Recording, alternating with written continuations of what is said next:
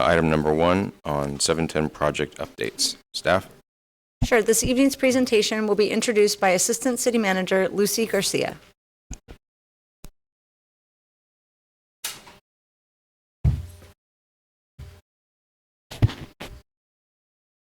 Good evening, Honorable Mayor, members of the City Council. Tonight, the Council is asked to receive and file an update to the City's 710 mobility improvement projects. That is specifically updates to the Fremont Interchange Project and the 710 Arterial Conversion Project. The updates will be presented by the City's engineering firm, Kimley, by Eugene Wong and Brandon Friedman. As part of their presentation, Kimley will recap previous project updates, address agency coordination, and review the allocated funding for the 2 MIPs, which are the mobility improvement projects. In addition, the team will highlight next steps. But before that presentation, I do want to share other clarifications or questions that the council raised from the October 27, 25 council meeting. The staff did include in the staff report the sum of Alhambra's projects, which total $241 million. These projects allocations were assigned in 2018 and in 2019 and include several synchronization projects, bicycle and pedestrian improvements, and the 4 MIPs that involve the Caltrans right-of-way. The allocations for the city's projects have already been approved by the LA County Metropolitan Transportation Authority, the Metro Board. Metro, of course, administers the reimbursement of the Measure R funds. These are the 710 MIP funds. But upon the execution first of a funding agreement and pursuant to fund guidelines. A funding agreement, incidentally, is on the council agenda for the 710 Arterial Conversion Project. That amount is $62,400,000, and it's on your agenda today under a separate item number. Staff also has included information and a brief summary of the SB 710 committee work. The SB 710 committee was established in 2023 after the passage of Senate Bill 710 by Senator Durazo. The bill does establish a regional task force to report to the California State Legislature traffic issues and potential land issues in relation to the terminus adjacent areas. And these adjacent areas refer to those Caltrans terminus areas beyond the 710 arterial conversion project by the city of Alhambra. The committee's work concluded in December of 2025. Committee members did include the City of Alhambra, the City of Los Angeles, LA Metro, Cal State University Los Angeles, local business, including Grifols, community-based organizations like Active SGV and Caltrans. The committee met 8 times over the course of a year and conducted 1 public forum in October of 2025 and 1 online survey. These, the highlights of the discussions and the information learned from the public engagement process is summarized in a report which is currently with Caltrans before a final submission to the California State Legislature, which is tentatively scheduled for June of 2026. Alhambra did include an update, incidentally, to its 710 arterial conversion project to incorporate into that Caltrans or SB 710 committee report. That's going to highlight or conclude the highlights of the staff report on the agenda packet. At this point, I'd really like to turn it over to Kimley to convey important updates to the Fremont Interchange Project, as well as the 710 Arterial Conversion Project. After their presentation and any public comments, we're of course available for any council questions. Eugene?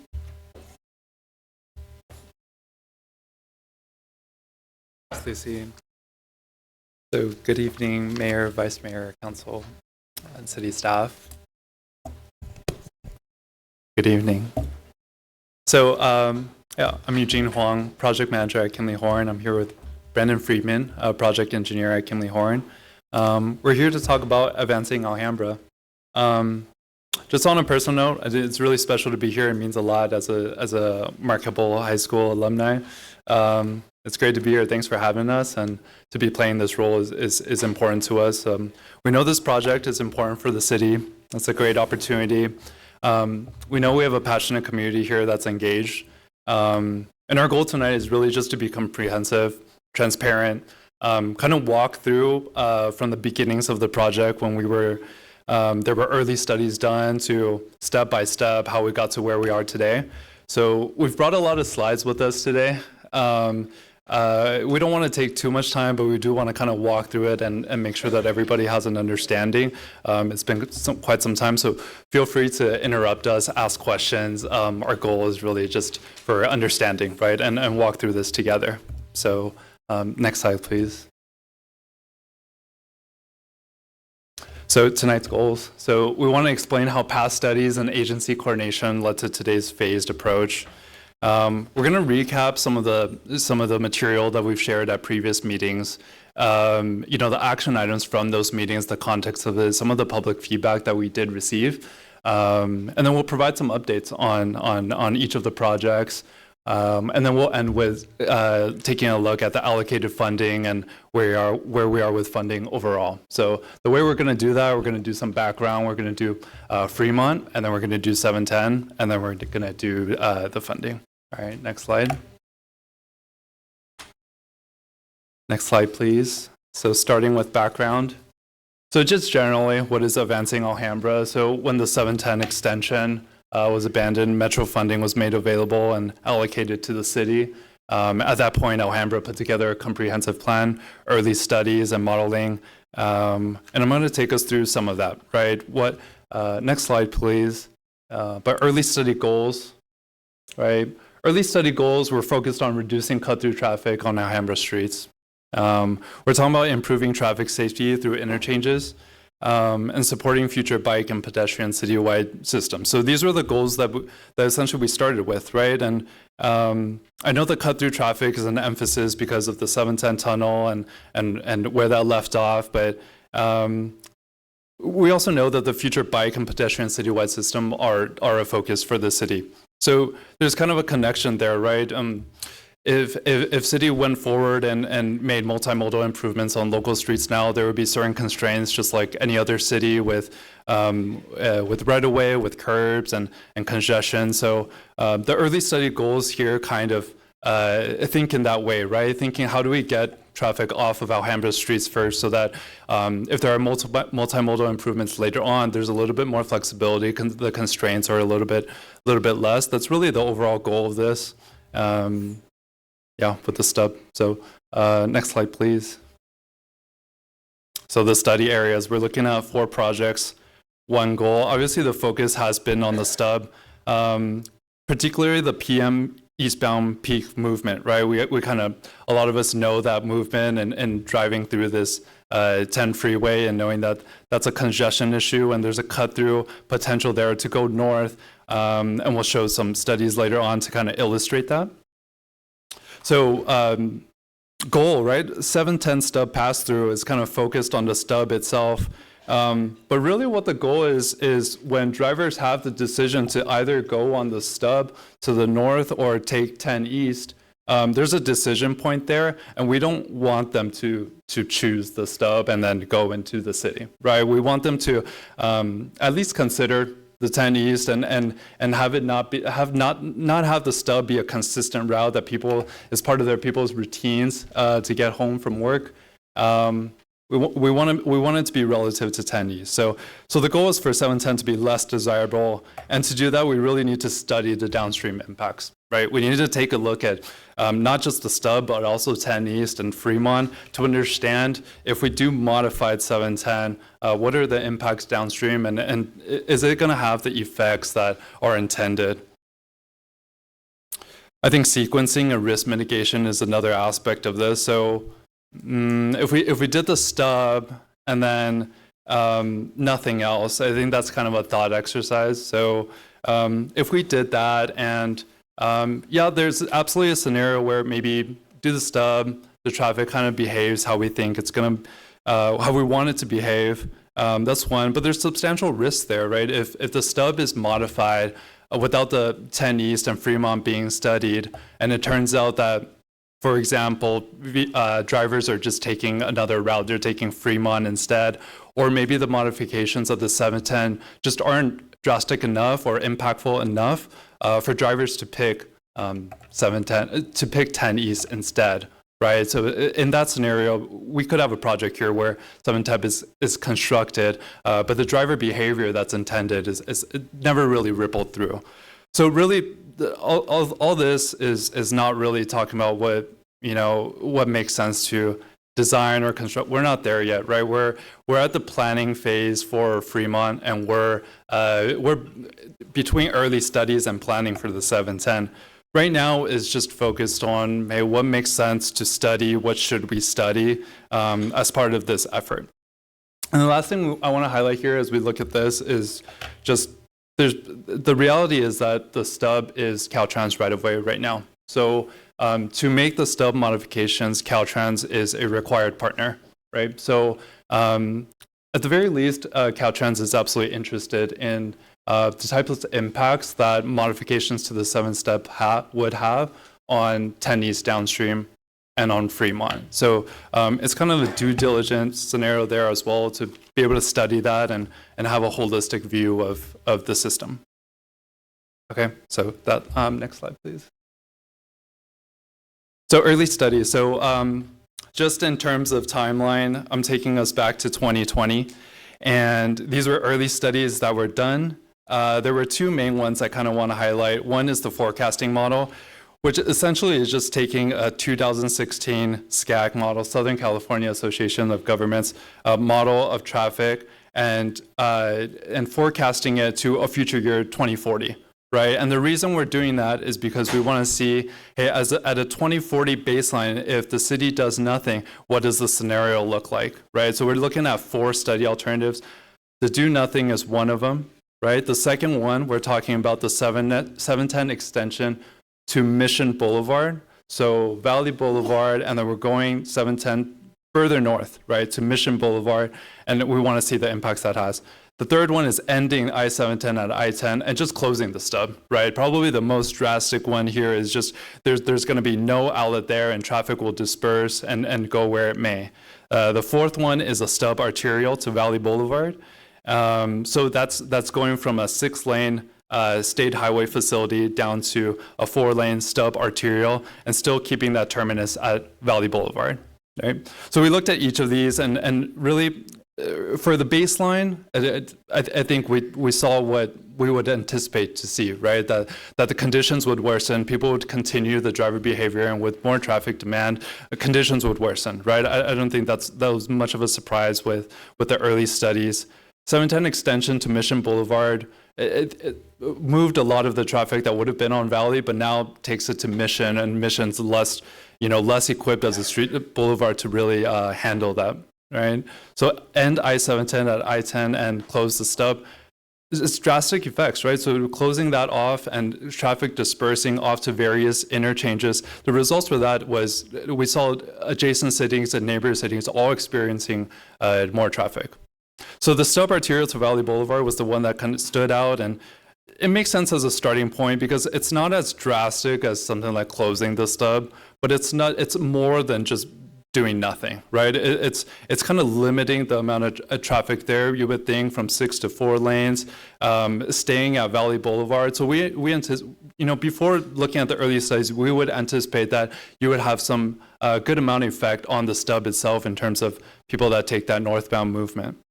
So at the same time, we would expect that the effects downstream would also, not be as drastic as closing the stub, but have a little bit, have some more impact than the do nothing. So that kind of reinforces, even in the stub arterial, we're doing some modifications to the stub there, right? We would expect some kind of downstream effect to happen there at 10 East, which is important to figure out driver decisions at that 710 and 10 point. And then, downstream on Fremont, we would like to know what happens there as well. So the forecasting model really kind of gives us a starting point. Stub arterial might be a really good one at this point just to study. Next slide, please. So the second early study that was done was the select link analysis. So this is, we're tracking using cell phone data to kind of trace, people. We're defining a segment and then defining where people are entering and then exiting a segment.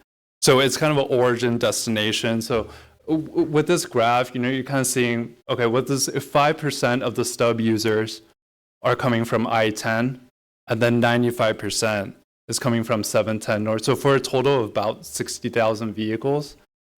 And what the select link data showed was that 22% of it, the red, is local Alhambra. The rest of it we're seeing as pass-through traffic because their ultimate destination is not the city of Alhambra. Can you explain to everyone where these numbers and these percentages came from? Yep. So it's part of the select link analysis. So it's defining a segment, and it's still based on. We talked about the forecasting model just a second ago from 2016 to 2040. It's still using that same data set, but it's defining a segment and then figuring out, okay, if a vehicle is starting, say, at the 710 Stub, and then they're going north, where do they ultimately end up? So it's counting that and assigning a percentage. And then the results show was 78% not going to Alhambra. And this is SCAG as the original source of these numbers. Yep. And only 5% coming from 10 East, huh?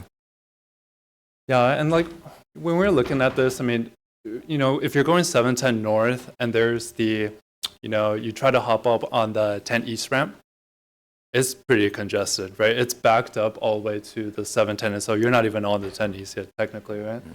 So there's a decision point there for drivers do I want to get on the ramp for 10 East?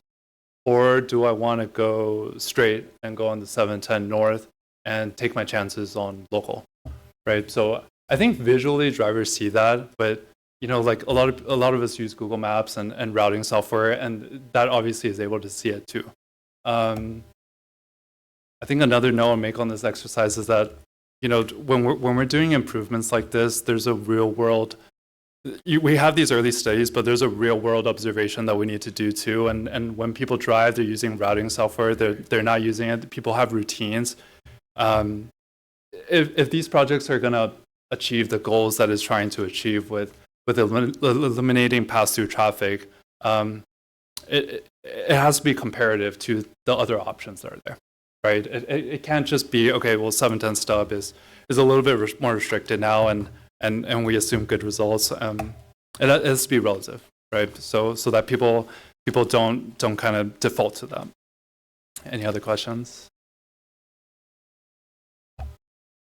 Okay, next slide, please. Okay, so we talked about the downstream 10 East, and we talked about Fremont downstream and the importance of just studying it, just understanding. There may not be an issue if we do the Stub modification, but looking at it would be step one, right? So this is a specific movement for the eastbound. This is PM peak, and this is a weaving movement. And we'll have some other slides later on that kind of show the specifics of the lanes and stuff. But if we imagine ourselves going 10 east and we're on the rightmost lane, if you continue on that lane and want to exit at Fremont, you got to turn on that right turn signal, and you got to get over to Fremont when it's almost time to exit, right? So that's what you're doing on 10 East if you're trying to exit on Fremont. At the same time, the 710 North folks and 710 South folks are coming in, and they're going to come into that same lane. They're going to come into that lane that is going to go to Fremont if they don't get out. So they got to turn on their left signal and get out of there. So it's kind of a weaving motion that happens, and that in part creates congestion. So that's an observed efficiency that's existing. But if there are modifications to the Stub, you would assume that there's going to be some impacts on it if there's already an existing efficiency. Back to 710. Okay, next slide, please. So conclusions. So I want to preface that no potential impacts have been identified at this point. We're still in 2020. There's no detailed analysis up to this point. In fact, there's no detailed analysis today because we're still in the planning phases. But we're figuring out what to study. We're determining what makes sense to study, right? We kind of know there's a good starting point for the 710 Stub, and we kind of see the downstream effects and overall holistic system, what might happen, what might not happen. We just want to take a look at it. So the conclusions from the early studies is that converting the 710 Stub into an arterial roadway okay, probably the best starting point, right? We're seeing some good data, citywide relief. And then the second one is much of the 710 stub traffic is regional, not Alhambra bound. So that was the select link that we saw, right? Some of the destination of those folks going north, we didn't see them going to Alhambra, at least the majority of it, right? And the third one is talking about the weave bottleneck and Fremont and the downstream effects, the importance of just taking a look at it there and studying it just to understand what the impacts are. Next slide, please. Okay, so priority actions. So we're talking about studying and taking a look at, so step 1, Fremont interchange, and step 2, weave bottleneck, is essentially one step. Because in the planning document right now, we have the weave bottleneck studied in conjunction with Fremont interchange. So that would be step 1. Step 2 here, step 3 on the slide, is converting 710 Stub into an arterial street.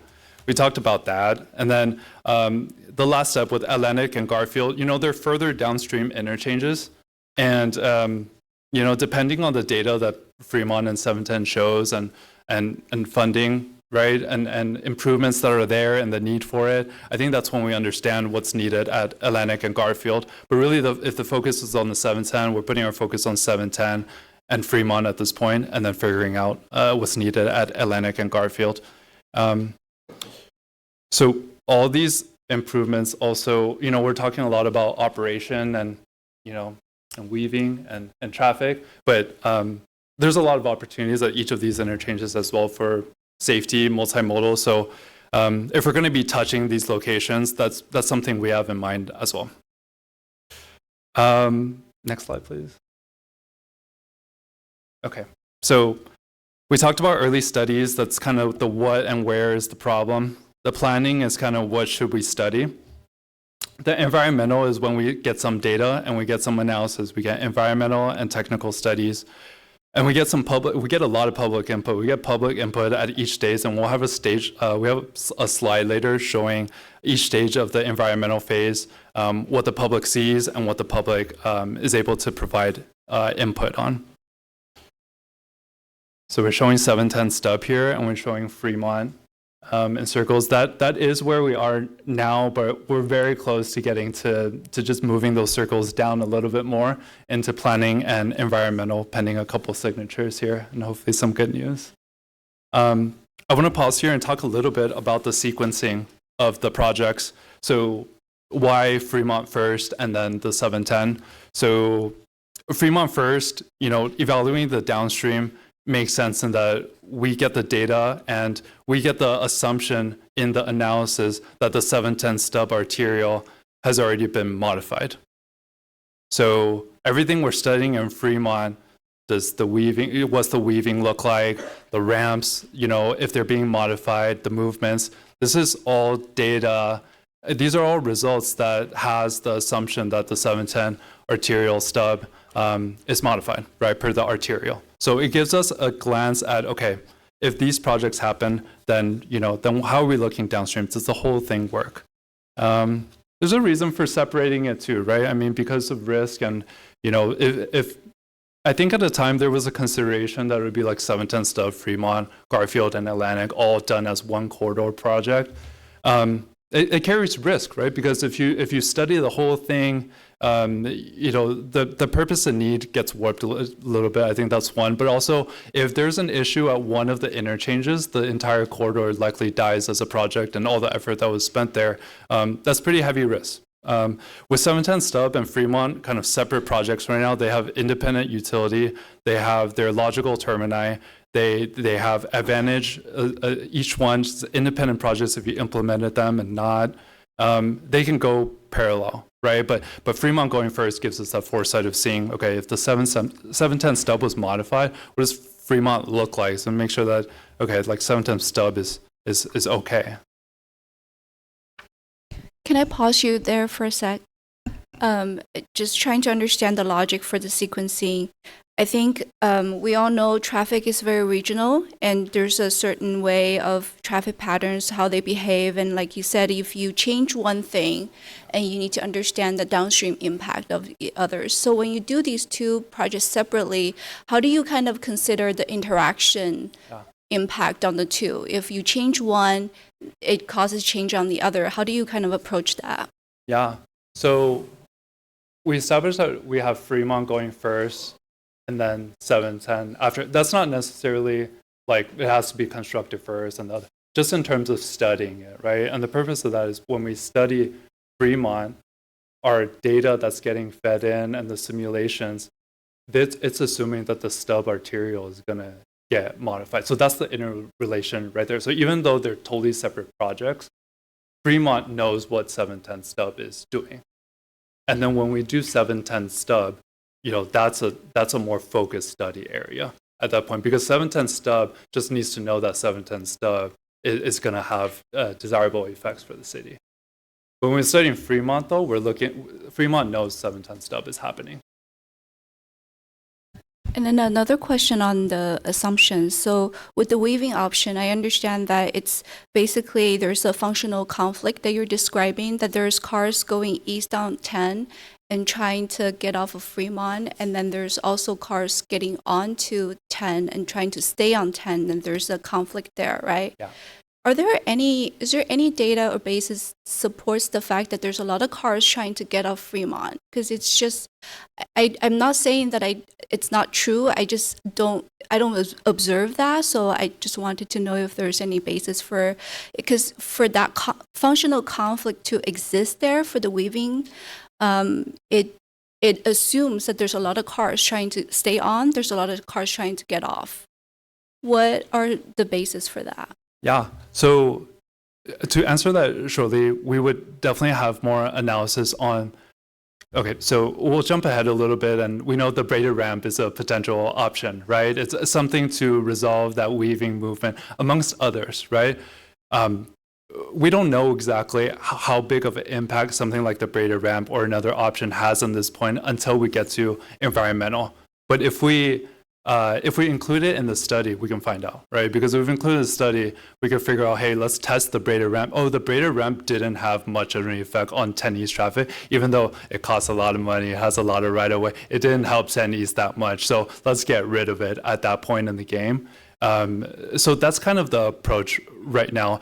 With the weaving movement, you're right, that's only observational. That's an observed deficiency right now. That's like, hey, that's something that could be holding up 10 East. If we make it better, it could help our case with 710, right? That decision of 10 East versus 710 North. Yeah. So I hear you, it's a very preliminary understanding, and it will be supported by further analysis in the EIR study. Yeah, absolutely. We're trying to emphasize that at this stage in the game, we are just trying to study the right things. And with all the right public, with all the public input that we're getting, we want to understand what is a non-starter, what is definitely something we want to take a look at. But there's a risk there, right? If there's certain things that is not looked at in the environmental process, it either is never looked at, which is pretty high risk. Like we talked about if something is constructed and was never looked at, but also if something is looked at really late in the process, it's kind of an add-on, right? So the most efficient way would be to look at the holistic picture and then study it to make sure that's covered. Just one more question. I think I know the answer, but I'd like to have you confirm that when, let's say we move forward with this braided ramp option and it relieves the bottleneck with the waving action at Fremont interchange. Do we have any studies that show, or have we done anything to understand the downstream impact on Atlanta and Garfield? In other words, are we solving this problem, or are we just moving the bottleneck down a couple blocks at Atlanta and Garfield? Do we know that? Yeah, I think that's a really great question, and we do not know that at this point. Yeah, we would definitely need additional studies to understand what happens after cars get past Fremont to say, okay, maybe there's some studies warranted at Garfield and Atlantic to make sure. But just to clarify, the braided ramp is it's one option out of maybe, and Brandon will share the ones that we're going to go into environmental with that we've been working on. It's just one option to address an observed deficiency. There's a couple others that, okay, does it, may not necessarily address that specific deficiency, but may address others. And maybe those are the better ideas and yields the best results for the overall system, right? Thank you. Yeah. One thing that I'll add about this process is that this is a standard Caltrans process. This is not something that Alhambra is undertaking or choosing to undertake in this order. Municipalities all throughout the state who are doing this kind of improvements within their city have to go through this process, starting with the planning process and early studies and all the way through construction. And it can be a little bit daunting and it can take some time, but the rewards on the back end and the certainty of the improvements that are getting constructed for high dollar values ultimately make it pay off. Next slide, please. So that kind of caps off background. Kind of going to give some recap on Fremont. So now we're in this 2022 to 2024. We did meetings with cities, public presentations. This is more of a recap of what was presented there, what we heard, and then we'll finally move forward at that point. Okay, next slide, please. So when we're looking at Fremont, we're looking at, obviously the impacts that it has on the 10 East, but also at the intersection. So impacts that it has on 10 East, for example, if you have an existing ramp that's really short or has intersection that's not very efficient, obviously it has potential to back up the main line. So that's, in full standard, we see longer ramps and more room there for cars to queue, as well as more standard intersection configurations. We're looking at safety, we're looking at multimodal. Next slide, please. So we're looking at cross sections. We're trying to figure out, if there's opportunities for multimodal through Fremont, safety concerns, and how they interact with the freeway ramps itself. Yeah, next slide, please. So in starting out, typically, you don't want to rule things out. And when we started looking at initial alternatives for Fremont, I want to preface that these are heavy impact stuff. These are high cost, heavy impact, but they provide likely the best operations, right? They're full standard Caltrans ramps, right? There's stuff that we see in our textbooks, and and they study it and they figure out, okay, this is the most operationally, this is the most safe, but not always the best in the real world because of the consequences and trade-offs. So we're looking at 5 different ones: single point urban interchange, full standard and non-standard, diverging diamond, partial cloverleaf. And then we're looking at just ramp improvements, right? Going down to individual ramps. Next slide, please. So the first one was a single point urban interchange. So this one's, it's recognizable because you can see that single intersection through the middle, but heavy impacts, right? So the pink is property acquisition, the green is frontage road. You got some elevator structures in white. The red is ramp improvements. Yellow is potential braided ramp there. Green is local road. So the key on the bottom left there, and it's going to be the same for all concepts A through F, and we'll go through these quickly. Total parcels impacted from minimum to max, so this is maxed out here. And then traffic performance from AM to PM. A red is usually, it's not a lot of performance benefits. A yellow, we see some. Construction cost, min to max, and cost benefit. Red is difficult, hard pill to swallow. Right? So that's the SPUI here. And then next slide, please.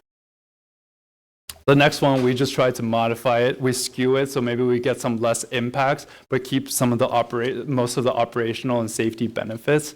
Similar story here, right? Next slide.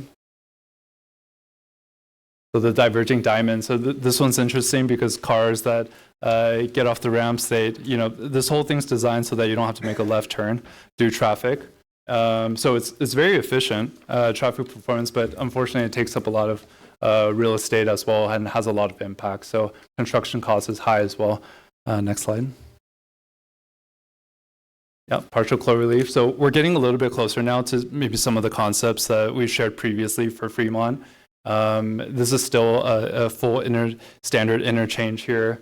So cost benefit is getting a little bit better, but still has a lot of impacts. Okay, next slide, please. So E is getting close. So now we're looking at just ramps and modifying them and trying to lengthen them and adjusting the intersection locations and making sure that the turning movements make a lot more sense. One specific one, the eastbound off-ramp, that one has if you guys have taken before, right, that one's pretty tough to look over your left shoulder and figure out if cars are coming or not, and then you got to merge onto northbound Fremont. That one's tough. So this kind of helps with that movement. Next slide, please. Concept F. So we're getting lesser and lesser impacts, but with lesser impacts, we would typically expect less benefits operationally and safety as well. But this is where we stand. Next slide, please. So just a table of everything we've explored here. From A to the biggest impacts, E and F, to more like the concepts that we're going to share, that we've shared in previous meetings and that we're going to kind of revisit today for those ramps at E and F. So cost benefit is starting to be green there. Next slide, please. Okay. So we're on to our first planning phase alternative, alternative 1. So we have improved ramp geometry. We have new slip-on ramp for the westbound I-10. That's the gold color one, the number 2. And the number 3 is the additional lane for northbound Fremont through the undercrossing. So we talked about that movement and trying to get on northbound Fremont. Pedestrian crossing treatment at number 4. And we have a shared use pathway on the southbound side of Fremont Avenue, shown in the black dots there. Next slide, please. So planning phase alternative 2. So this one, we've absolutely received feedback on that impact on Fremont Elementary, and the reason why that was because we've closed off traffic there to the north for that green line, the westbound I-10 off-ramp, and we saw some additional volume coming down southbound on Fremont. So that's something that was there initially, but we've gone there and addressed that in later alternatives. Shared use pathway number 4, additional lane, a lot of similar things for planning phase alternative 2. So these were the ones that we went in with our initial planning document. Next slide, please. And then we started having more meetings with the communities and the public and understanding the impacts that are important. So we developed a lower impact option with the caveat that, look, we're in the planning phase right now, and we want to study these alternatives that align with public feedback. But strategically, getting through planning is already a milestone with Caltrans, right? And I'll explain that in a bit when we talk about the environmental phase, because there's still opportunities there for public input, shape the alternatives, get more data. So our game plan with this one right here was to show that, hey, we hear you guys, there's a lower impact option, there's options we can look at. It's not set in stone, but we're going to start with it in the environmental phase. Next slide, please. Can I ask you something here? I see there's a series of concepts A through F presented, and then I also see alternative 1, 2, and lower impact option here. How are they connected, correlated to each other? Yeah, these were, I guess, chronological. So we started with the highest impact stuff because we knew, like, if we put these big interchanges in with spuies and diverging diamond, they're proven to have like operational and safety benefits, right? But we develop those and then figure out a cost benefit, understand what's a non-starter. We see all the right-of-way impact. We back off of that, and then we get into just adjusting some of the ramps there, right? When we just do the ramps, we still get benefits per ramp. Right, we can still get more acceleration and deceleration. We can still get better sight distance. We can still get a little bit better intersection control, but not as many impacts. So we moved to E and F at the end of that exercise. After E and F, we got to specifics, and then we developed planning phase alternatives 1 and 2. So, okay, help me understand this. When we talk about the Fremont Interchange project, are we still considering concept A through F, or are we just looking at alternative 1, 2, and lower impact option? Yeah, by the time we submitted the initial planning document with planning phase alternatives 1 and 2, A through F was just an exercise in hindsight at that point. Okay, right? got it. Yeah, those are just, okay, we've ruled them out. We don't have to go back now. We know that, they probably work operationally, but they have too many impacts. So we're going to rule them out. Okay, so now we're just looking at alternative 1, 2, and lower impact option for, Yep. And then, for so that we, intersection. Yep, and then we show 1 and 2, and we say, hey, lower impact option is an option, right? We can do it. Let's get through the planning document with Caltrans, and then we'll introduce the low impact option in the environmental phase. And then looking at the 3 options, alternative 1, 2, and lower impact, I think it's a very good graphic to understand what properties we might be looking at taking and how it's going to work. So I see very clearly the properties and parcels impacted, and that's what I call the price we have to pay for this. But what am I buying? Like, what can you talk to me about the benefits for alternative 1 and 2 and the low impact? Because I usually, if you pay more, you buy more. You pay less, you buy less. But can you walk me through the benefits and what we're buying for each of the options? Sure, yeah. And I want to explain this in the context of 710 too, because it all really connects together. Yes, Fremont has this independent utility, and if we make safety changes at Fremont, it helps Fremont. It helps the safety at Fremont. But there's also an element of if you improve the ramps at Fremont, you could in turn help the movement at 10 East, which in turn could help our modifications at 710. Right, it's kind of a ripple down. But in terms of acquisition, so for example, I mean, there's the Hellman and Elm Street ramp intersection for the westbound movements. So that's a stop controlled in existing conditions currently, right? So that experiences the delay it experiences as a stop controlled intersections and the safety deficiencies it experiences. So when we're going around and realigning that ramp that's going to take out this is the storage facility, right? The number 1 there for alternative 1. It makes that ramp more standard, meaning it makes it more operationally efficient and more safe, right? It brings the ramp intersections over to Fremont and Hellman instead of at Hellman and Elm Street, right? So I think similar to the ramp, the number 2, new slip on ramp for westbound I-10. So right now the ramp is difficult, right? To get on westbound, it's a non-standard approach. Making that kind of a standard, what you typically see at a major street like Fremont, and then getting to westbound, that allows for a sufficient length. And then, but it takes a parcel, right? It has that impact on the parcel there, where it's best operationally and best for safety.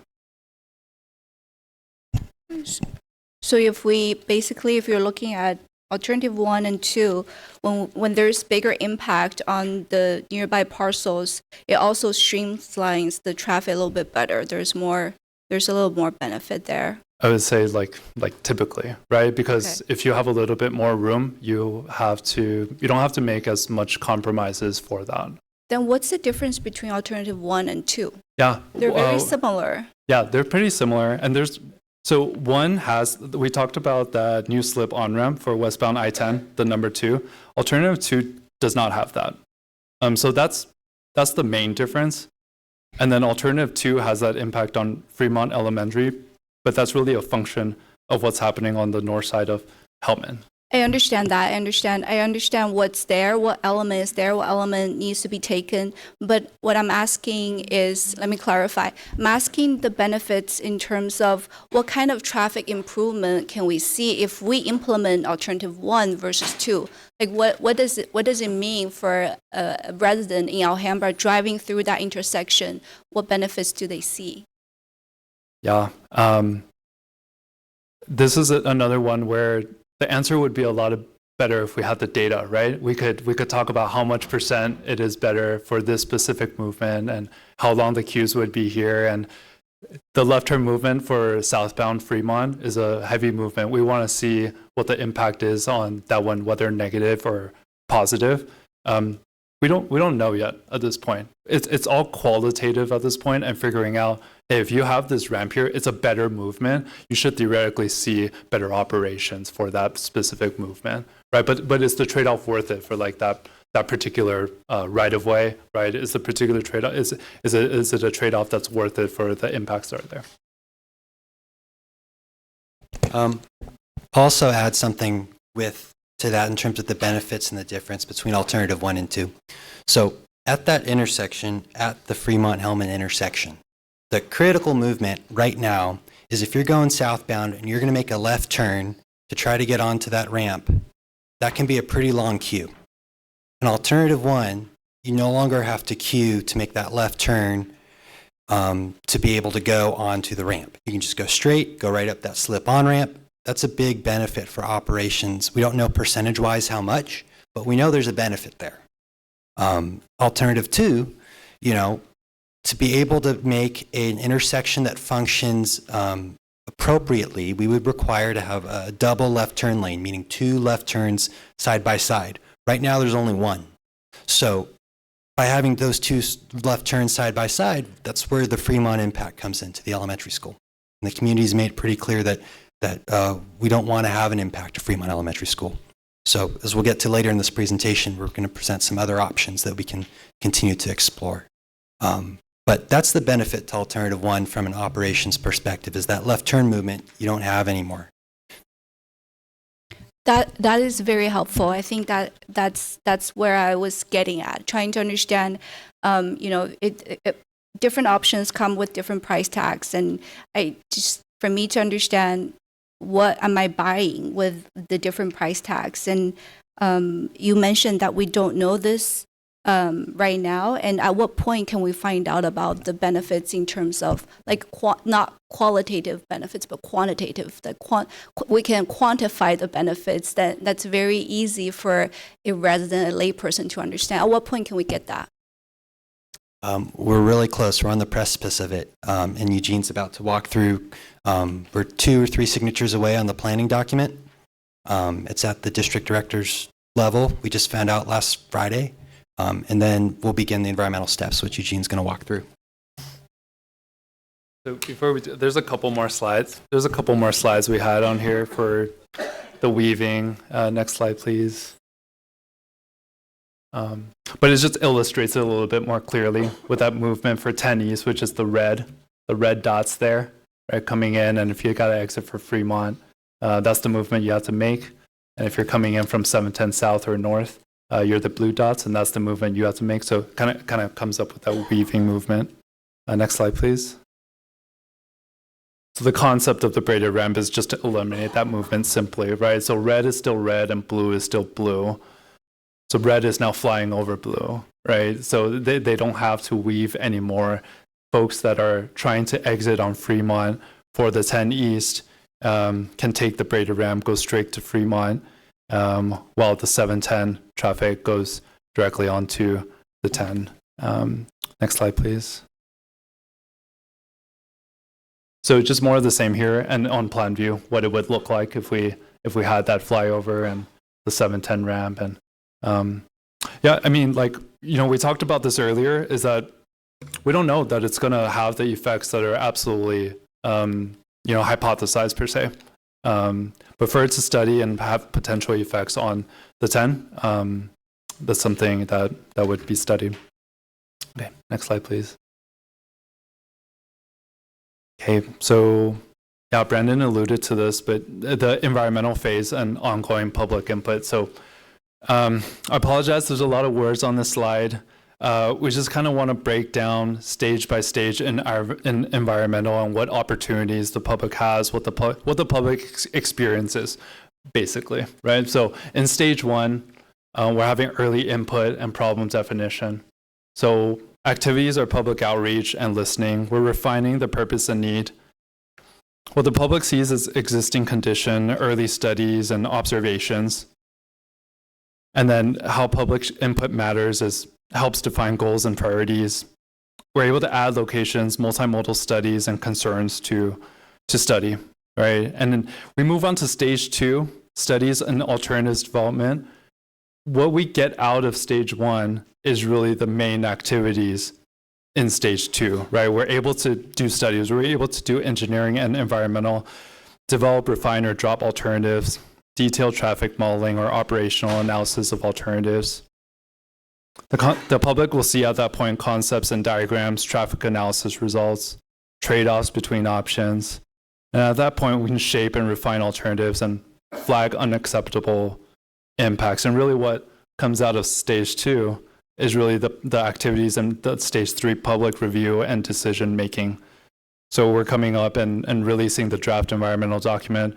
In that document, it's going to have full comparison of the alternatives, documented impacts, written responses to comments. And at that point, there's flexibility there for the public and council to challenge assumptions, request clarifications or changes, and inform city council direction before advancing. And, say there's 3 or 4 alternatives there with stated assumptions and comparisons.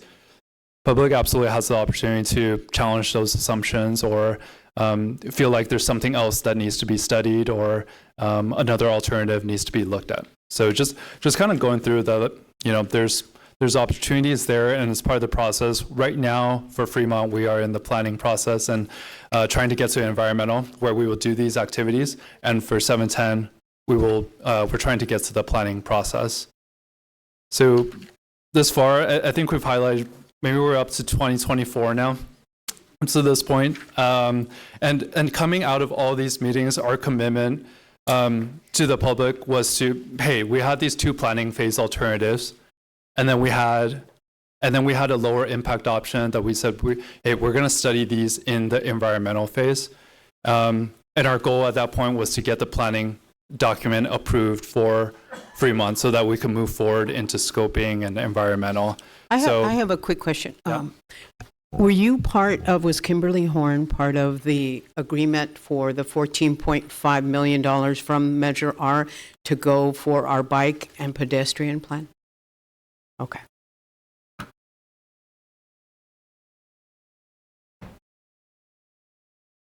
We have a different consulting team that is assisting with the pedestrian plan, and that was largely driven by staff. But the mayor was on the subcommittee, and that consultant team that compiled the draft was Alta Planning. Mm-hmm. Okay, thank you. But it may influence what you're doing. Sure. So I'll toss it over to Brandon now. I've done enough talking. And Brandon's going to take us through 2024 and beyond. Really the focus at that point was we want to get the planning document approved onto environmental. But with that, we had a lot of public input, right? We had done a lot of meetings and we had heard a lot of ideas. So we also spent a lot of that time looking at other options that we would jump into environmental with. All right, thank you, Eugene. Next slide, please. So what I want to walk through with you guys is we've gotten to 2024. As you guys are all aware, the planning document for the I-10 Fremont project has been delayed a little bit. So I want to give you an update of what transpired, where we're at right now. Right now, things are looking really promising. And then we're going to talk about how we're going to move forward with this. So on this slide right here is some of the key milestones starting in 24 and into 25. So in 2024, we were really close to getting the planning document for I-10 Fremont signed. And then in summer of 2024, we received comments at the final level, the district director's level, and she said that she would like to see more public community feedback incorporated into the planning document, as well as she would like to see less parcel acquisition in the planning document. So generally, like we spoke to earlier, these Caltrans, this is a Caltrans process. This isn't something unique that we're doing. These kinds of comments in the planning level document, we can acknowledge them and then state that we will study them further in the environmental phase. Because as Eugene alluded to, the environmental phase is the meat and potatoes of where do we get hard data and where do we get some details. So we wrote some additional text in the document and resubmitted it to the district director's office. And that sat on her desk for a little bit.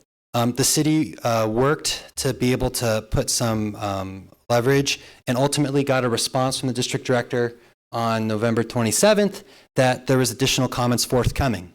The city, Kimley Horn and Caltrans all met at Caltrans on December 17th, 2024 in person, and Caltrans's deputy district director planning as well as the planning department head, we all met, and they said that they would not sign the planning document unless an alternative was modified to incorporate additional public feedback and show less parcel acquisition. So again, this is atypical for the Caltrans process because environmental phase, which we're right on the precipice of, is where we normally get to dive into this and make these decisions. So what the team did is we put all of our heads together and we tried to figure out a way to be able to accommodate the district director office's request without going back to step one. And so that brings us to January through March 2025, where we met with Caltrans and looked for ways to revise the second alternative, the alternative that had impacts to Fremont Elementary previously. Next slide, please. So this is the original second alternative on the slide, as Eugene had pointed out earlier. The emphasis here, I would say, is on that second item, widen Fremont Ave at Hellman to provide 2 southbound left turn lanes. You go to the next slide, please. So we worked with Caltrans and with the city to develop an updated alternative 2 based off of everything that we've heard about. And the key changes that we did is number one, we shortened the westbound off-ramp length to avoid residential parcel impacts on Ramona. So again, trade-offs, as the council member was alluding to. You have, when you shorten that ramp, you have a shorter deceleration length. Now this westbound off-ramp, in terms of data, that is the ramp with the highest collision rate. For everyone who's driven it, there's really no time to decelerate, and then you're turning, and then you're at a stop sign. So trade-offs. The second thing is we eliminated the Fremont widening to avoid the elementary school impacts. By doing this, that southbound left turn length can get a little bit longer, so it doesn't operate as smoothly as maybe the original alternative 2 did. Third thing we did is we looked at safety.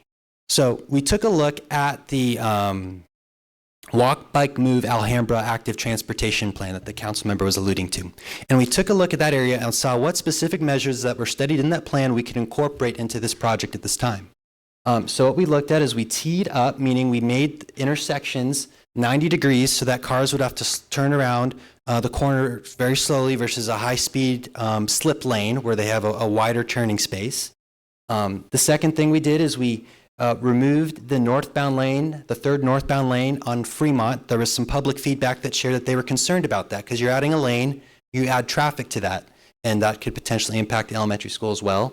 And we also included bicycle lanes and pedestrian path on both sides of Fremont. So if students who wanted to go from the elementary school and walk under the interchange, they don't have to cross to the other side of the street to be able to do that.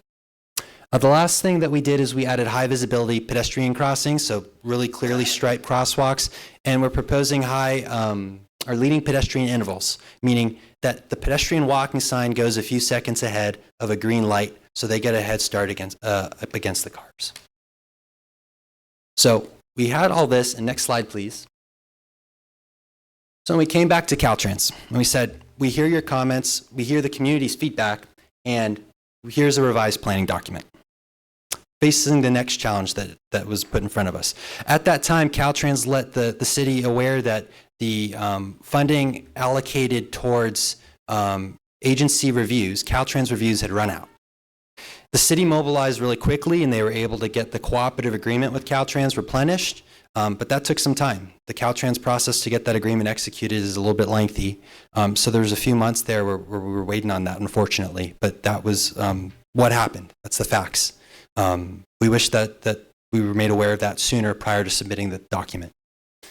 Once in September we were in business, we met with the different department groups and made them all aware of the district director's requests and Caltrans' new strategic directive at this phase, and we had to educate them because it was a new policy for them. Why are you making changes to the planning level document? This is supposed to be an environmental. Everything should be open to study. So we had to walk through the traffic group, the design group, the environmental group, a few other groups to get them up to date with this. We did that and we got them on board, all things considered, within 3 months leading up to the holidays pretty quickly. And we received approval from all the department heads December 23rd. And then we heard good news now that as of last Friday, we've received the deputy district director's final approvals. So now it is on the district director's desk. And we've been working with that office throughout this whole process. We're anticipating that everything is greased and that we shouldn't expect any pushback. So that will ultimately get us to the environmental phase that we were speaking to. Something that we've been thinking about as well during this process, that's something new to share with the group, is the environmental phase is all about studying different alternatives and different options. We don't even want to just be limited to the alternatives 1 and alternative 2 that are studied in the planning. So we have a few new options that we're going to present, that we're going to propose as part of the environmental studies to be able to get hard analytical data on in the next phase. Next slide, please. So the first one that we're going to study isn't overly, this is the updated alternative 2. It is very much similar to the updated alternative 2 that we just worked through with Caltrans. We are going to carry that forward and carry that through to show Caltrans that, you've been a partner with us. We want to continue to be a partner and incorporate some of the elements you requested in the planning document. This does include the braided ramp. It includes the 3rd northbound lane on Fremont, as well as the shared use bike path on the Fremont undercrossing on the east or the west side. So that is something that we've already talked about a few times. There's nothing new that you haven't really seen tonight. If you could go to the next slide, please. Now we're going to take a look, and we've heard the community feedback. We want to do a sensitivity test, meaning we want to see, can we do more with less? Can we make less improvements but smarter improvements and be able to get the same results? So this is where the medium impact alternative comes in. We do propose the braided ramp in this option. We propose we do not have the 3rd northbound lane on the Fremont undercrossing. So it's just 2 lanes in each direction with a bike lane and a sidewalk on either side. The big change, though, is with the westbound ramps. And we've had an option really before on the westbound ramps that takes out the storage parcel. Alternative 1 has a residential impact. We're looking and seeing what happens if we can reduce that. What if we can minimize that, but still have value that we add? The off ramp on the westbound, it's really tight and really short to decelerate. So even if we can get that deceleration length a little bit longer, that's a huge safety improvement. And it keeps people from decelerating on the actual freeway, slowing traffic down. Same thing with the on-ramp. The on-ramp's really short, but if we can extend that acceleration length a little bit, that's a win, because now cars aren't going 40 miles an hour on the freeway because they didn't have time to accelerate. So there's some big safety benefits there as well. The third thing that we're taking a look at based off of community feedback is that intersection blow up in the corner. And part of the concern was that Fremont Elementary on Elm Street, they want access to the freeway, but there was a little bit of trepidation about how much traffic gets off the 10 and then cuts through Elm Street in front of the school, especially when kids are getting out of school at the end of the day and things like that. So we're going to consider exploring an option where if you're going south down Elm Street, you can get onto the ramps, but if you're going north, you have to make a left or a right turn. You can't get off the 10 and then just go right up Elm Street through the front of the school. You have to stay on Fremont or go to an adjacent street. All to try to make that school frontage a little bit safer while balancing operations. So that's the medium impact alternative. And if you go to the next slide, we're going to take a look and see what happens when we get rid of the braided ramp. I think that's the question a lot of folks are asking and wondering about. How much does the braided ramp, what is the difference? Right now, the braided ramp, the purpose of the ramp is to alleviate that weaving movement. As Councilmember explained, is the issue that the people on the 10 or the people going northbound on 710 to eastbound on 10, they immediately have to get over one lane because it's a trap lane. They would have to get off at Fremont. That seems to be potentially where an issue lies. So what happens if we get rid of the braided ramp and we make the far right lane on eastbound 10, we do not make it a trap lane. We modify the striping on the 10 so that way that far right lane that is existing right now as a trap lane, so all the traffic needs to get off at Fremont, we show that continuing through. And and anyone who gets from northbound 710 to eastbound 10 does not have to weave onto the 10. They can just stay in that lane. And it could be as simple that a striping exercise could potentially solve that problem. It's worth exploring, and that's kind of what we're going to be doing in the environmental process, is be going through that. Just a quick clarification, would that be the low impact alternative that you are describing, where there's no braided ramp, just some striping to? Correct. Okay, so the alternative 1 and 2 both include the braided ramp, but the low impact alternative does not include the braided ramp. Correct. How about the medium impact alternative? Does it include the braided ramp? It does. Okay, thank you. So basically, as we enter this environmental phase, it's really exciting to be able to put hard data to this information. And that's one of the first things that we do as we move into this environmental phase. And we have some ideas that we've drawn up in more detail to be able to get started with immediately. Next slide, please. So as far as timeline goes, the planning phase is anticipated for this month to be approved. The environmental phase is anticipated to take about 22 months. That's standard Caltrans state CEQA NEPA process. Design and right-of-way phase will begin in spring of 2028 and construction scheduled to start in summer of 2029. Again, it's a lengthy process, but these are meaningful improvements, and the Caltrans process ensures that we have everything thought through well and ahead of time, so that way on the back end things go very smoothly. Next slide, please. I want to briefly talk about the 710 arterial updates and just a refresher on how we got to those. Next slide, please. So currently, the existing 710 stub has 3 lanes in each direction, and it's not very aesthetically pleasing. You know, there's not a whole lot happening there, and this is the exciting part, I think, of this project, to be able to really make this a community street, a complete street, an active street.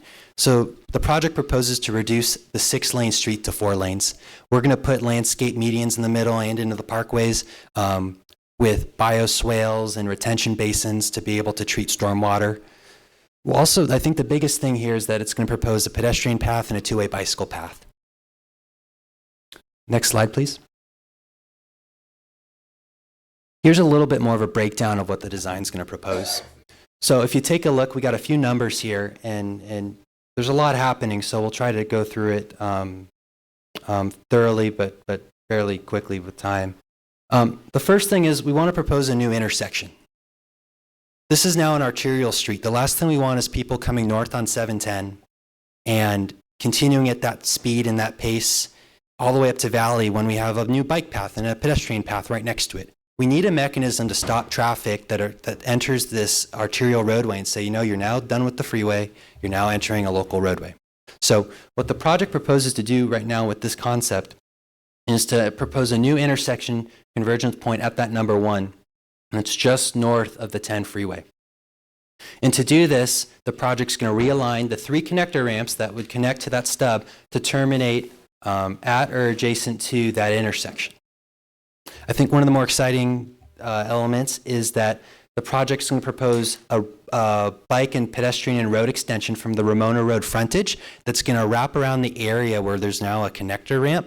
So that basically is going to connect bikes and pedestrians from Ramona Road and Warwick Road all the way up to Valley. That's just about a mile of new bike path and pedestrian path, and that also connects to an existing freeway overcrossing. The next part of this, I think, that is good is there's a Hellman connection as well. And the last piece to this is that currently at Valley, there's 2 intersections. This concept proposes to consolidate those into 1 intersection. Next slide, please. I think one of the more a part of this project that's going to require some dialogue and some discussion, especially with Caltrans and between the city, is that this area, once it becomes a local roadway, is going to have to be relinquished from Caltrans to the city. So the question is, how do we do that? And there's really 3 options that we could potentially explore.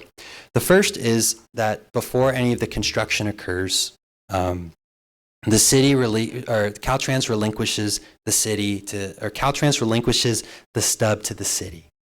Now, the benefit of this is then the city owns the land and can do what they want with it without Caltrans oversight necessarily. Caltrans would be a partner in this. But the downside is the city is now responsible for maintaining this infrastructure. And maintaining a freeway while it's in operation, while design is happening and construction happening, is pretty daunting. So there's drawbacks to that option. The second option is Caltrans relinquishes the stub at the end once everything is constructed. that's really good in terms of the city does not have to maintain the freeway at any point, because once the city obtains, the land is relinquished to the city, then it's all constructed and built. The challenge with that, though, is that everything that would get built prior to relinquishment would have to be to Caltrans standard. And that may not necessarily be what the community and the city want to have for their local roadway. So what's up right here and what's been preliminarily discussed and is subject to plenty of additional discussion is a two-phased approach. The first phase is to construct the new intersection and realign the 3 connector ramps. That'll all be done to Caltrans standard because those will still be Caltrans facilities. Those are in green. Once that construction is done, we work with Caltrans to relinquish the northern portion that's in blue. And at that point then, the city would have a limited time when they would have ownership over this area. And it would just likely be largely during the construction of it.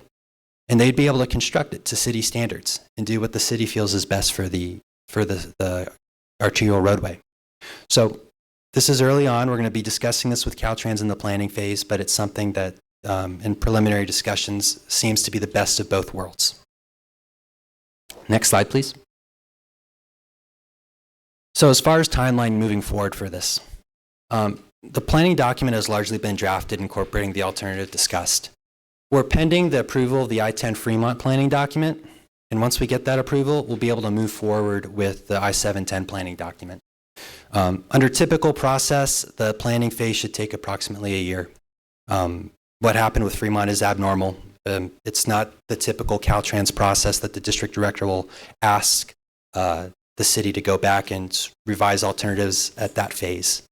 So we're anticipating 1 year to get the planning document approved and then ultimately begin the environmental phase. But again, this is all pending getting the I-10 Fremont planning document approved. We don't want them to get convoluted. We're so close with Fremont, we don't want someone to start looking at the stub and get new ideas and say, oh, let's try to incorporate this into Fremont. We want to be able to move both, as Eugene said, forward independently. Next slide, please. And then the timeline moving forward. Planning phase is going to be a year. Environmental phase is 2 to 2.5 years, as is typical. Design and right-of-way phase will begin in winter of 2030. Construction would begin in 2031 to 2034 in the spring. And if we were to proceed forward with the relinquishment strategy discussed, where the land is relinquished to the city between phase 1 and phase 2, that would occur likely in fall of 2032. Next slide, please. So we're at the very tail end of this, and we appreciate everyone's patience. Eugene's going to wrap up by discussing the project funding. Thanks everyone for sticking with us, and we're closing out here. And before we do that, I just want to stress, we're here to be transparent and explain our thought process. And we started with the early goals of this advancing Alhambra, and we talked about that and how to achieve it, and walked through step by step.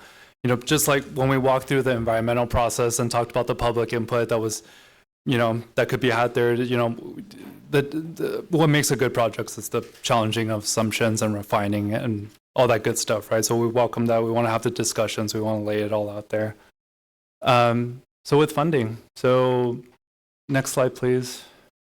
So Measure R 710 mobility improvement project. So the funding that was allocated to the city. So we have up here 710 interchange at about 62 million, and then Fremont is at about 100, Atlantic and Garfield at 20 each, and additional traffic synchronization and bike and ped improvements make up the remaining 38.5 to total to about 241 million. So just the interchanges, that adds up to about 200 million, and we're at the planning level, so I know there's curiosity about, how much does it take to build a Fremont and then a 710, and to give those kind of numbers, I would have to give assumptions and caveats, and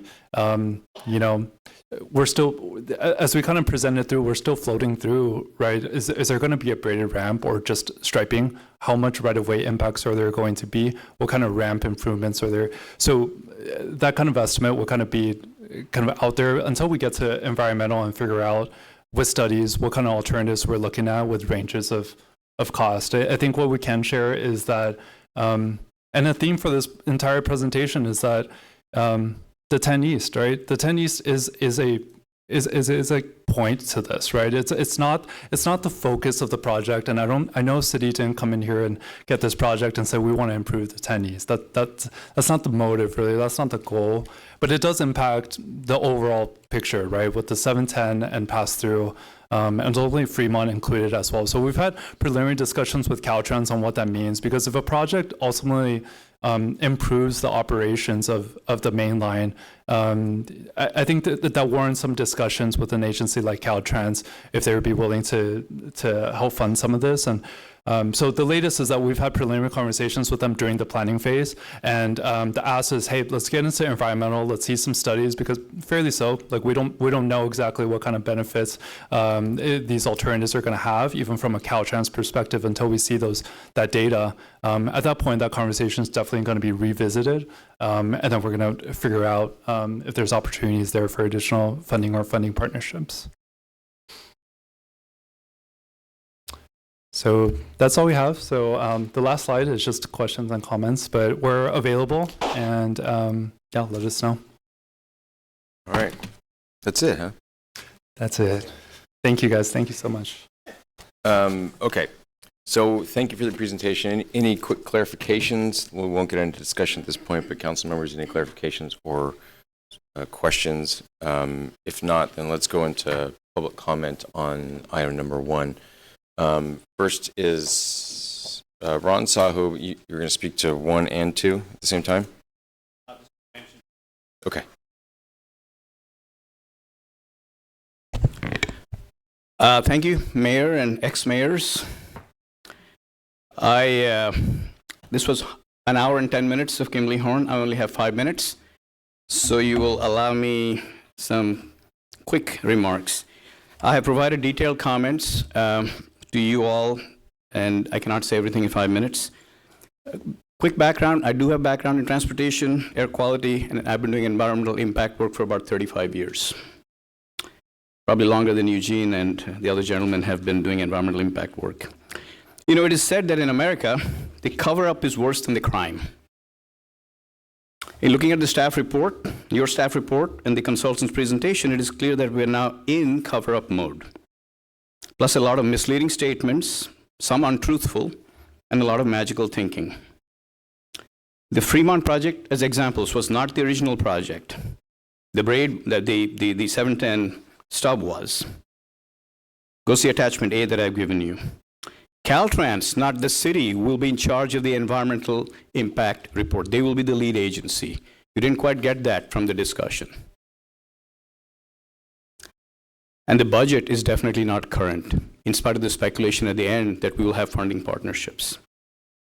What is missing from the slide presentation is the delay where we find ourselves over $100 million of purchasing power have gone and disappeared from the $241 million. So the last slide says current. In reality, it is 2017 dollars. Just for the background, I just added this. Kimley Horn and consultants have spent about 1.5 million and spent 4+ years to qualitatively explore. That's what you heard. This is all qualitative. The real studies will begin in environmental. I heard the phrase public input over 100 times. The last public meeting was in April 2023 at the AUSD. We heard clearly, maybe you missed it, that's why that's good that it's the tape. Caltrans wants that alternative 2, which does include the braided ramp. We will advance a non-braided ramp option, perhaps, and get them interested. But where Caltrans has studied this for 4 years includes the option with the braided ramp. The 2 biggest Measure R projects are in deep trouble. Fremont Interchange and braided ramp has no rational justification, and you heard from the consultants everything was preliminary. It was no data. I can tell you about Select Link that was misrepresented here. Iteris did that work, and you got a convoluted answer to your question, Mayor. The weave is a speculative exercise. The reason the 710 freeway slowdown happens is because there's a rise there, splitting both east and west. After that, there's a downslope. There is hardly any traffic there, and the weave is not the problem. It is heavy trucks going up that hill that's trying to branch. Missing that point completely, we've engaged in 4 years to build braided ramps. I'm glad they showed you slide 28, which was the braided ramp example. I have given you in my examples a much smaller braided ramp that got completed on 7191 for half a mile for $138 million. You're kidding me if you think your budget is going to accommodate any of this magical thinking. Anyway, let me keep going on.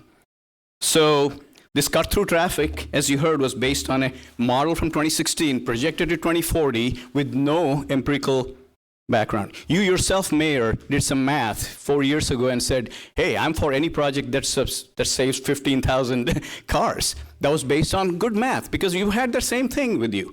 The only problem is you go to Google today, and at any of the PM hours, they ask you to stay on the 10. They don't ask you to go to San Gabriel through 15 lights in Alhambra. And we've spent 4 years and lost a lot of money. It's magical thinking again. And now the extended schedule is going to be in 2030. I'll come back to that. The 710 stub, equally in trouble. You heard, we don't own the land. We're trying to figure out when to get the land, right? Between projects 1 and 2.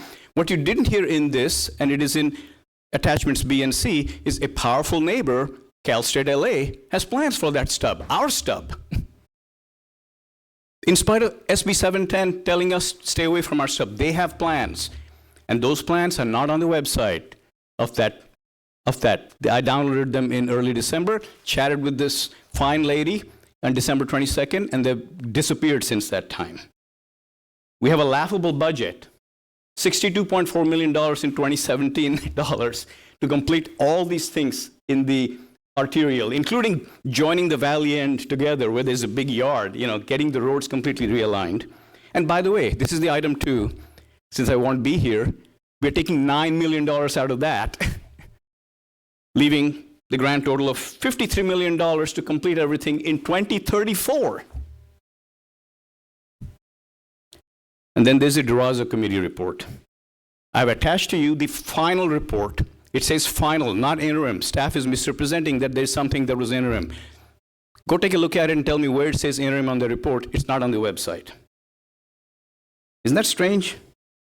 That committee and people who sat on it have sold the city down the drain by your pathetic participation. And I'm being kind to you. Alhambra's interest was not protected, much less advanced. It was set back. Anyway, quickly, the end game is over, is clear. You want to escape accountability and responsibility. Thank you for allowing me an extra minute here. You're kicking the can down the road. How far down the road? 2030 and 2034.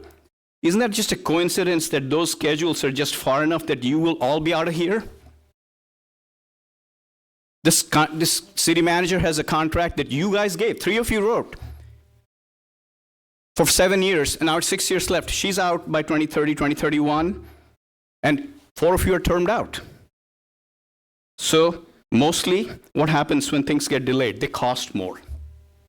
That's true in construction. This is so silly. If I want to remodel my kitchen and I got a 2017 quote and I didn't do it and then I say, oh, you know what? Let's get the kitchen remodel done in 2034. It'll cost the same money. How silly is that? And what happens, this is for the citizens here to think about. What happens when cities run out of money? Do they cut salaries, benefits for staff? They cut benefits for residents? Yes. And they tax you more. They have taxing authority. They call it raising bond money. Same difference, you'll pay more. So when the bids come in after the environmental, because everything has been shoved into the environmental documents, I've done 35 years of environmental documents, you will not get the input that they think you will get in a puny scoping meeting and a 30-day process for the draft environmental impact report when Caltrans has spent years studying this. It's a sham, check the box. You guys, this tape will tell the story later on. So when the bids come in and they're hundreds of millions of dollars more than what we have with no extra money in the piggy bank and no rich uncles, this crew will be gone and citizens will have the 2 bad options. Listen carefully. Either more traffic, no projects to fix it because of no money, or more taxes. I cannot sugarcoat this, that this is all going to happen like normal city process. The dollars are too big. Your entire reserve is $20 million, give or take a few. We need around $300+ million. Where will you get this? Cooperative partnerships? Caltrans is going to write you a check? When is the last time someone gave you a big dollar amount, Jessica? $25 million. Senator Rubio, right? That was the biggest ever.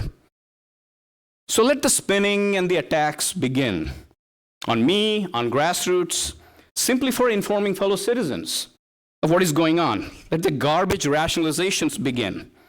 You know, you have a problem not with me, you have a problem with math. You have got consultants who have spent a lot of money, approved bigger contracts without any discussion by council. They get paid every month. I don't begrudge them, but no projects, not one in the ground. And stuff only starts happening since public asked questions in the last few months. I've been asking questions for about 3 years. So if you can. I'm going to 30 seconds, and you've been very patient. So we're going to ask some questions. What did you know, and when did you know it? And the reverse question, what did you not know, and why did you not know it?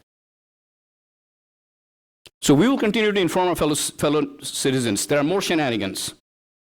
It's nothing personal with you guys. You turned over the decision-making to her, thinking she's handling it. She turned the decision-making to the consultants. She's confirmed for me that staff doesn't have any expertise to understand any of this technical stuff. I asked to meet with consultants. I was denied. I had a lot more questions than Councilmember Wang had today, okay? I agree with the request for a town hall where you can maybe come and ask questions, ask follow-up questions. I'm happy to debate any of you, individually or all of you together. Pick the place and time. Citizens can watch and decide for themselves. Last, we at Grassroots do support our staff. I want to say this because that's a canard that gets pushed. We support staff. We want day-to-day stuff to work well. But just because normal things are working well does not mean that losing $100 million is the trade-off that we can accept. And not being accountable for that. I thank you for your time, for your consideration, and good night. Okay, Ron, thank you. Next is Shirley Tatsuno.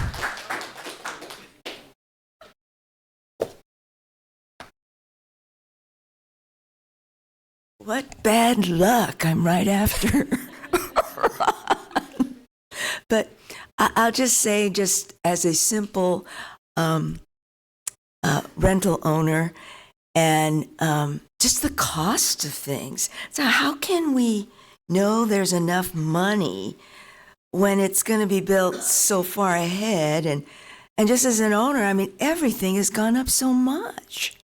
So what's going to happen if there's not enough money? As you know, Ron has been saying it. It's just me, just in my own little simple thing as an apartment owner.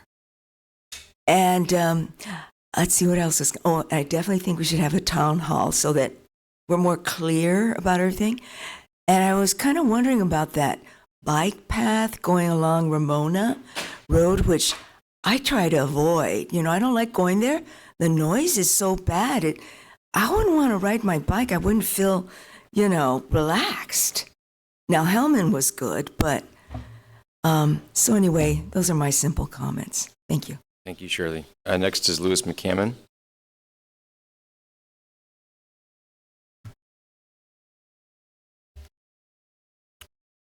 Good evening, Lou McCammon, 105 North Cordova Street. These are a few comments on what we're looking at here tonight on the overall program on the $240.9 million from Measure Our Funds. I think Ron is correct about the cost estimates are going to come in a lot higher by the time, because we're looking years down the road on many of these things before we actually get construction here.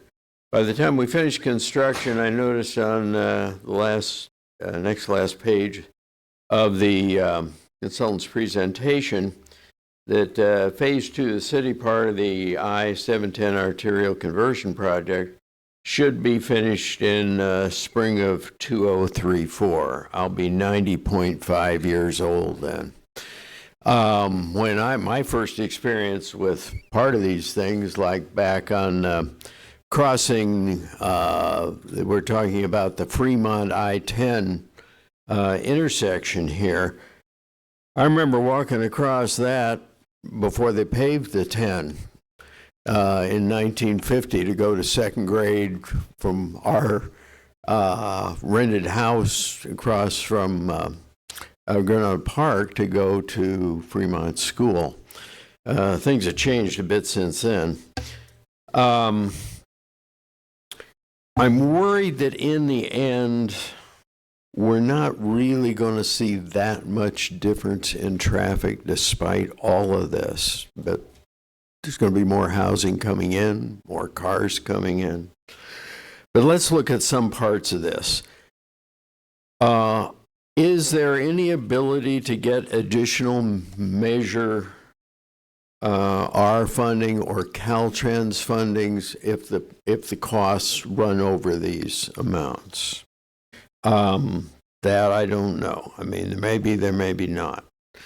Looking at parts of things, we were looking at a little interchange. We didn't really discuss it much tonight. The potential I-10 interchanges, a little bit at Fremont, but definitely at Atlantic and Garfield. Those will be of some benefit to Alhambra. They'll also benefit Monterey Park, particularly the latter two. Is it possible to get Monterey Park to kick in a little bit if the costs are running over on those things? The I-10 weave the position of trying to eliminate the crossing of the traffic, thereby setting up that weave procedure. That's mainly going to benefit the people going all the way out on eastbound on I-10. It's not going to benefit that much people coming into Alhambra. Is this something, if they want it in there, can Caltrans fund that? It really seems to be an issue of safety and so forth for the general thing, not specifically, why should that have to come out of Alhambra's small pot of money on this? If I'm driving on the north on the 710, you had that slide there that showed you in color the green route with very low congestion that goes straight up. If you're going living in Pasadena, if you're living in West Alhambra, if you're living in South Pasadena, you're going to go right up that. Now, even if you lived out further, say towards the east end of Alhambra, are you going to go onto the I-10? The I-10 traffic those lines are dead red. The traffic congestion is just huge. It's going to take you far longer to get home if you go onto the 10. The problem on the 10 is the traffic on the 10 is so huge now that no matter what we do, it's going to stay huge. So I think I'm glad to have the presentation tonight. I think we need to be mindful of some of the things that have been presented. But we need to be looking for where can additional funding come in, where can we be looking to get more bang for the buck and improvement in traffic conditions here. People who live in South Pasadena and so forth, it doesn't matter if you divert them from going straight up through the stub or going on to I-10, they're still going to get off at Fremont and go back up. They're still going to be on Fremont. Thank you very much. Thank you, Lou. Next is Chris Olson.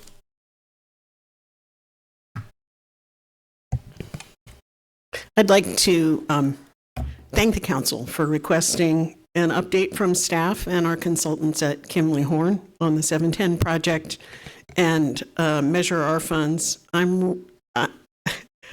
my mind is just blown by what I heard tonight. I heard a lot about planning meetings and public input, and I'm pretty involved in planning in this city of Alhambra. I've been on the Planning Commission for 5 years, and I never heard anything about these planning meetings. I would have been there.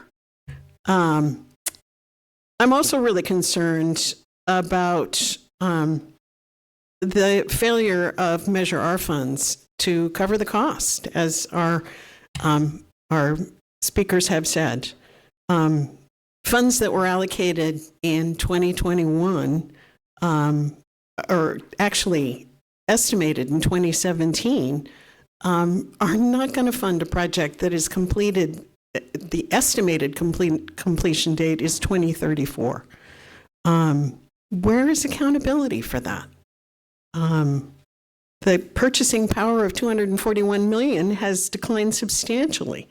And in the meantime, our consultants have enjoyed a pretty impressive pay increase in their contract with the city. I get it. Kimley Horn is known to be one of the best, if not the best, engineering and planning consultant around. But what's our responsibility for oversight? Receive and file is not good enough. I think Alhambrans deserve better, and I ask the City Council to schedule a town hall meeting on Measure R funds in the 710 Stub so that the citizens of Alhambra can get their questions answered. What happened? Why? And how do we move forward? Thank you. Next is Melissa Michelson.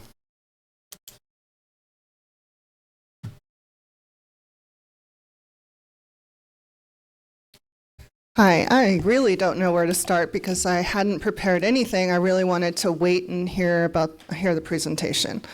I'm just going to come out and say it. I don't know about Kimley Horn's reputation, but they just need to be fired or taken off of this, or whoever put them there needs to be removed because this is a joke. We all know the amounts are rough estimates, the ones that they put in their funding slide, and those amounts will just be going up. It seems what's inevitable is that the consultants will be making their millions and Alhambrans will be getting nothing. Measure R was part of our sales tax money as well. We've been paying into that, and now it just doesn't seem like we're going to get anything for the 710, a couple of streets, roads, some trees, and a bike lane going nowhere. That bike lane just boggles my mind. I mean, the bike lane, I guess there was one picture or a map with the Ramona.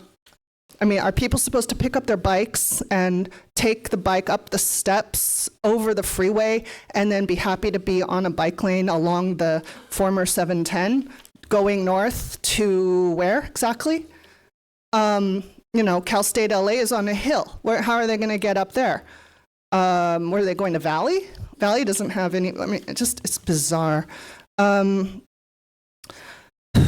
else? So a lot of, I'm also, my mind is also boggled because I'm also involved, as you all know. And I attended Zoom meetings with Kimley Horn where it was all presented as a fait accompli that we're doing we're doing freeway exits. Like, why do we even need to do that?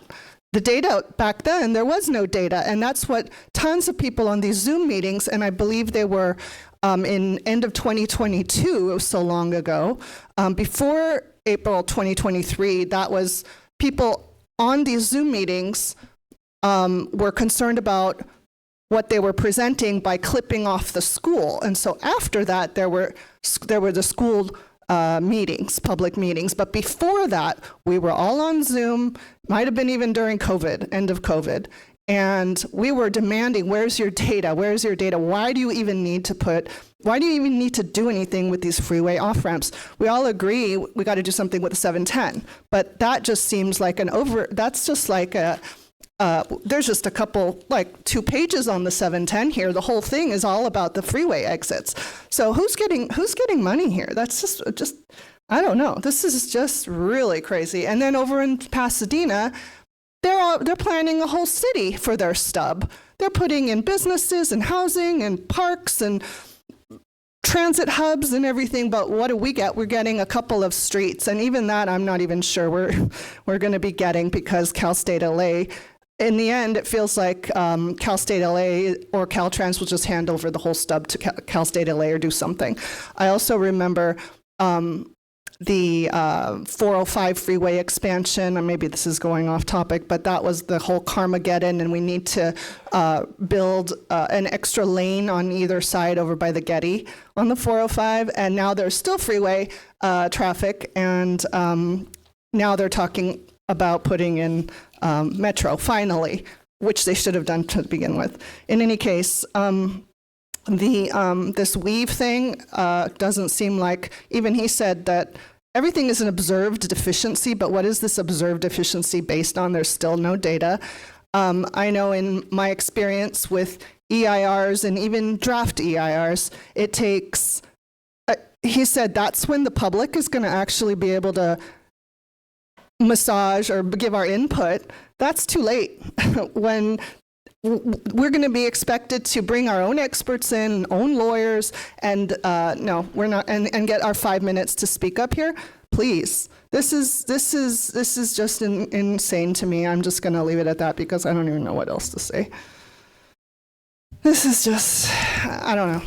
I said it already. There's not been enough public input. I am a little concerned about another town hall or a town hall. Make sure that's in person if that happens. Make sure that the public can ask questions, and make sure we don't have these consultants here. Thank you. Any people on Zoom? Yes, there's one raised hand, and I believe there's a card from Sawyer Brooks for this item. Is that correct, Mr. Brooks? Yeah. I may have put it in the wrong pile. I got like several piles that are going on, but go ahead, Sawyer.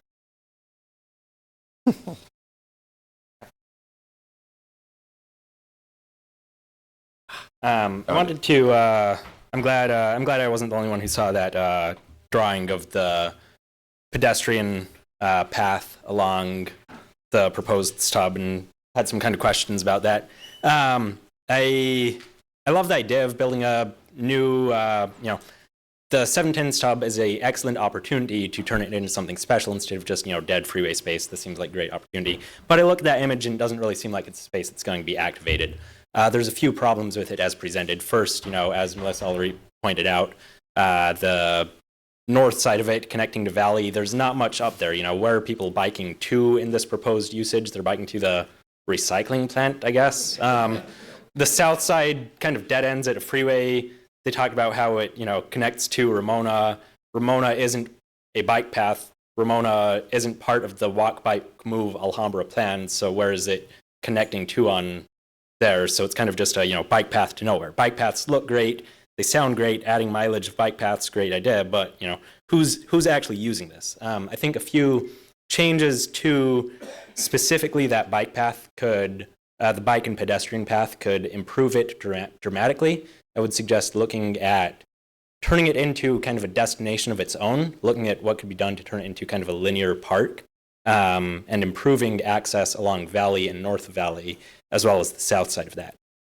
So I'll talk about each of those. Along the bike path, how could it be turned into a destination of its own instead of just kind of empty, straight bike path? In the current rendering, it shows, space of trees in the center median, and then off to the side is just a straight bike path. What if instead the trees and the bike path and the walking paths were all kind of consolidated into a linear park, have a curved, I've generated this kind of draft image of what this could look like, but have kind of a curved pedestrian path wandering through some trees, nice shaded walking area, have the river, have some like water features running along there along with rainwater capture, have maybe some fitness equipment along there, maybe some small commercial spaces like sidewalk cafes, local shops, something like that. Something that turns this into a destination that people actually want to go to and walk on and recreate on instead of just a bike path to nowhere. On the north end, I think it's important to look at how that connects to Valley. In the current Walk, Bike, Move Alhambra plan, Valley isn't identified as a walking or pedestrian corridor, so maybe that should be revisited or changed. I know in the economic development plan you reviewed 2 weeks ago, that part of Valley is identified as a priority for additional commercial development and residential development, so it has a lot of potential, but maybe that should include, connecting it to the rest of the proposed pedestrian and bike infrastructure in Alhambra, so that then, folks could take their bike or take a walk from Alhambra down to this, potential park area. On the south side, it seems like it would be important to connect to the transit hub that's the Metrolink train at CSULA. I didn't see that mentioned, but and I know that's out of Alhambra's jurisdiction, but this would be more for, Caltrans and Metrolink to look at, would be, facilitating a smooth transition for people from Alhambra to either, take bike paths and take this path down and hop on Metrolink there, go to Union Station, or, connect from farther out along Metrolink, from Azusa or somewhere, get off at Metrolink and easily access commercial businesses in that new to-be-developed area of Valley. So I think, some changes to how this park is, this section of the Stub is designed and how it connects could really transform it from a bike path to nowhere into an active part of the community.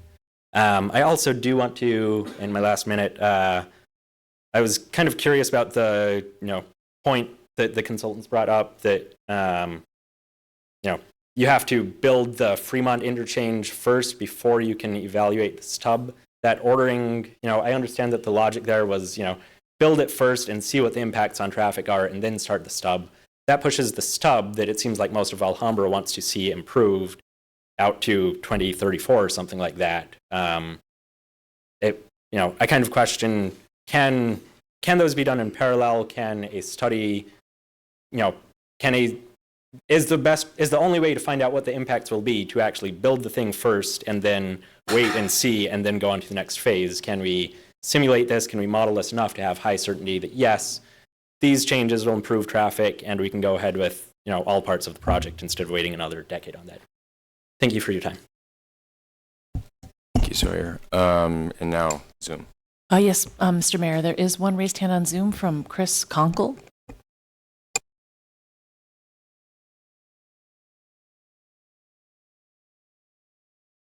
Hello, good evening. My name is Chris Conkle. I'm a homeowner on Hellman Avenue near Granada Park. I'm also a licensed civil engineer. I'd like to thank the staff and the consultants for their work and their presentations tonight. When I moved to Alhambra in 2019, the impacts of the 710 gap were obvious, but it seemed those obvious impacts have escaped the city council's attention since the 1960s. With hardly a mention, it's somewhat like the proverbial frog in the kettle that continues to heat up without notice. Forget 2040, which I think is one of the planning horizons here. The current situation is untenable. Alhambra continues to bear the brunt of the impacts of the gap without reaping any benefit of being the gateway to the San Gabriel Valley. The council, the city manager, and staff have a chance to make decisions here that will, frankly, make a U-turn and focus the improvements, from these projects within the streets of Alhambra to harden our community against the impacts that we see. Remember those 78% from the Stub, those are through trips, not destined for Alhambra. And that's just the current Stub. It doesn't address the other off-ramps and the contributions from traffic cut through. Regarding the Fremont interchange projects, I work in downtown LA. I've commuted in the eastbound PM peak hundreds of times. The weaving section has never been an issue in that peak for me. Those are real world observations that Mr. Wong alludes to. Traffic builds up at City Terrace. It continues well east past Fremont. The right lane off ramp is the lane that moves freely, in fact, and entices people to exit the freeway, avoiding the mainline traffic right onto Fremont and onto Hellman Avenue eastbound past the park at high speed, with resulting impacts on the streets of Alhambra. As Councilmember Wang mentioned, if we improve all these interchanges, if there's enough money, are we moving those impacts onto the city streets? The consultants don't have an answer. We're at the end of the planning process, entering environmental, and the consultants are telling us we don't know if the braided ramp will have desired impacts. And they're developing additional alternatives now at the end of this process and trying to figure out where the funding will come from. It's not going to be resolved in the EIR. This now is the phase when the city's objectives need to be addressed, right? Not a subsequent phase. The sequencing of the projects may also have an impact that wasn't described. There's very limited funding, right? Whatever you do first, and there's going to be cost increases. Whatever you do first, there's a project risk. What if those very expensive braided ramp improvements, experience cost overrun, and there's no money left for the 710 Stub phase 2, the city project, where there's benefit to the city? Why not spend the money first on projects in the streets of Alhambra where there's more certainty, where there's more control, and where they can be done quickly, not by 2031? Question for the consultants would be, how much of that $100 million at Fremont in the updated Alt 2 or the medium impact Alt would be allocated for the braided ramp and the eastbound mainline improvements? Why not spend those funds on the streets of Alhambra and push the improvements on the mainline to Caltrans? Again, remember that 78% are through trips. That's not Alhambra's, that's not improvements that are affecting the streets of Alhambra and our citizens and our children. Thank you. I'm sorry, there's a couple more raised hands now, Mr. Mayor. The next one is from Marie.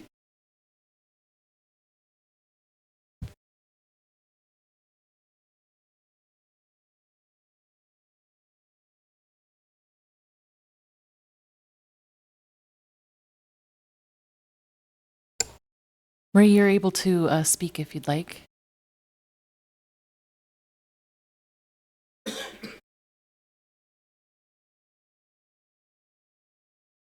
Perhaps try turning up the volume on your device. Let's go to the next one. We'll come back. The second raised hand has been lowered at this time, so. Okay. Marie, are you there? Here. I'm here. Can you hear me? All right. Just under the wire. Oh, okay. Uh-oh. Something.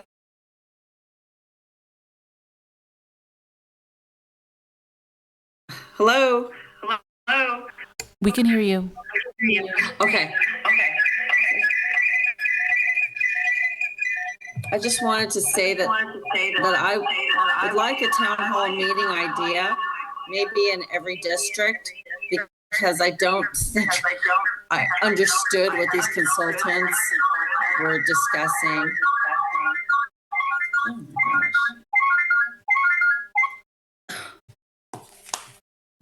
I think that I didn't hear anything from the consultants saying, oh, well, at this is what we think will happen, like predictions or forecasts. I heard them say, well, we're not sure if this is going to work. And to me, that sounds like it's an incomplete kind of presentation, because everyone makes forecasts. You can predict, you can say what's going to work and what may not work and vice versa. So I would like and appreciate a town hall meeting without the consultants so that we can find out and discuss more. And I'm a little perplexed why the planning and department and the city manager don't seem to provide information. I mean, that's part of their job, right? They should have that back, be able to understand what this project can do and how it's going to impact. I also didn't hear anything about what kind of impact it has to all the neighborhoods or the neighborhood in the 5th district where I'm at, which is really impacted a lot by the overflow. People who are driving that don't want to go on Fremont. Is this also going to help stop that kind of overflow traffic? I think it's important for the city to know about this plan and be able to discuss it, not just rely on consultants. That's all. Thank you. Two more? Yes, the next speaker is Marisol Greer.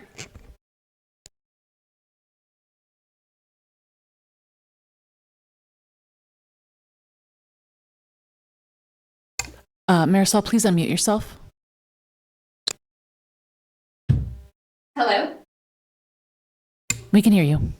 Okay. Thank you. I'm sorry. After this, I had to come back to my house and join on Zoom. But I'd like to briefly just follow up on what I just heard this evening after the presentation, after listening to the consultants, excuse me. I just want to say that a discussion during a city council meeting does not provide enough time or opportunity for residents to fully understand the scope, the risks, and the long-term consequences of what is being proposed here. In fact, it raises even more questions. For example, we heard tonight that the city doesn't own the land. That's significant. What happened there? How does that affect this project? We also heard references to referencing the Durazo committee, and residents deserve clarity on who represents Alhambra and who represented Alhambra in that process, and how our interests are being advocated. Construction costs, we know, have risen substantially, but they touched upon this. But since these funds were first identified, the value of money today is very different than it was years ago. So when residents look at the numbers now, when I look at them, just hearing them, the math isn't adding up. The math is just not mathing. So moving forward without clarity risks misallocating public funds. For these reasons, I am again definitely in support of a dedicated town hall where city staff and our elected officials can clearly walk residents through the financial realities and answer questions directly. Due to the fact, can we use some of these funds that are left or left over to help our city if we cannot complete what these consultants are selling us? Are we just trying to buy a bridge for sale that does not exist? Thank you so much. And that level of transparency is essential. Thank you. The final raised hand is from Raymond Kwan.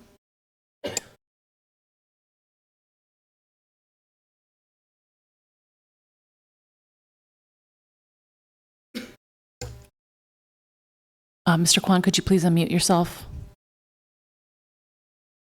Can you hear me now? Yes.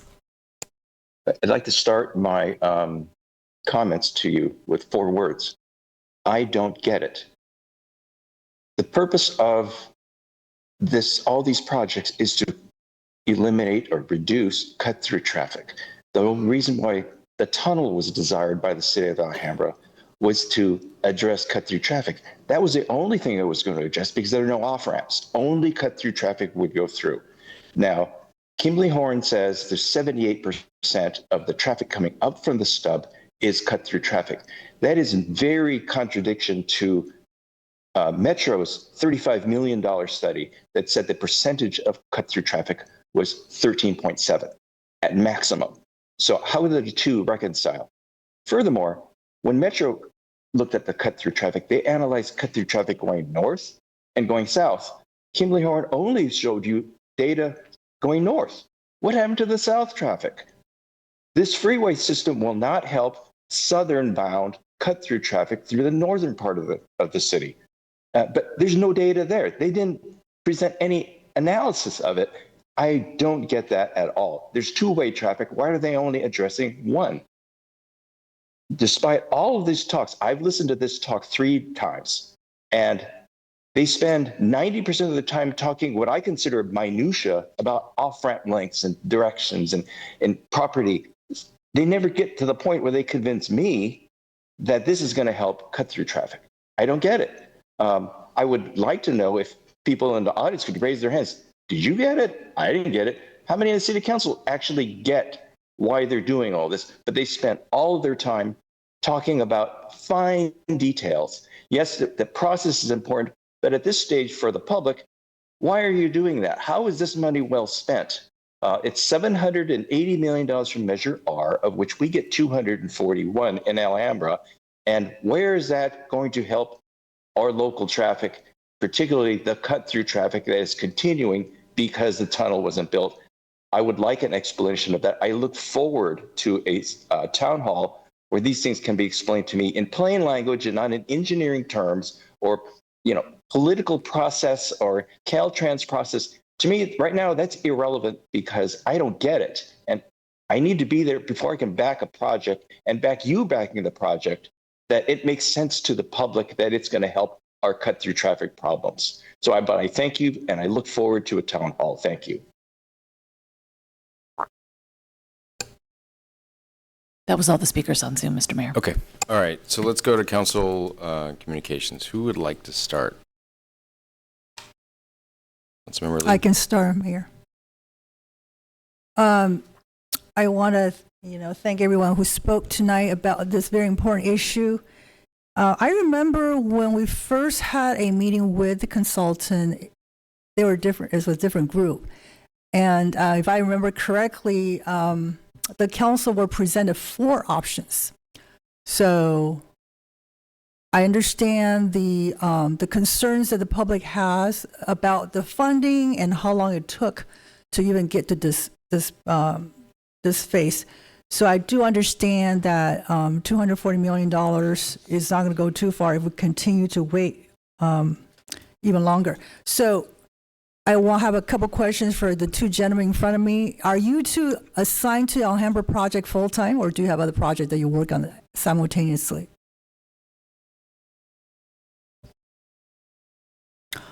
Are you 2 You're part of the team, I believe. Are you assigned to the Alhambra project full time, or do you have other projects going on simultaneously? Yep. A majority of our time is this Alhambra project. We do have other projects that we work simultaneously. Okay. So in terms of all the things that you have to do, data collection, and also I noticed you said about you want to study driver's behavior. That's going to be going on without any breaks, or are you going to take some pause in between? Because I think that the public, as far as I just heard that the concern, which I do have, is that how long it's going to take for this phase to be over. And I think most of us will be termed out by then for sure. And I don't want this to be someone else's issue. So I do would like to see that you work on the Alhambra project as much as possible. And if you're working on other cities' projects or other projects, make sure that we are your priority, because you do get paid a lot. And so you 2 are the main consultants for Alhambra, the 710 freeway project. And I do want to address a concern that the public has. Some people have come to me when I was at Farmers Market, just kind of sitting there and getting questions. The concern is that if we improve certain the Fremont exit, for example, but not taking care of the Atlantic and Garfield exit, that Fremont will become the preferred route, which is going to make the matter worse. So I want to forward that to you. I too am not quite sure how much improvement we really need just to take care of the issue exactly, because I grew up in District 5, so I understand Fremont issue, but not in District 1, but I still drive over there to visit my mom. As far as I understand that during the peak hours, which is in the morning and also in the afternoon about 5-ish, that's where the congestion occurred the most.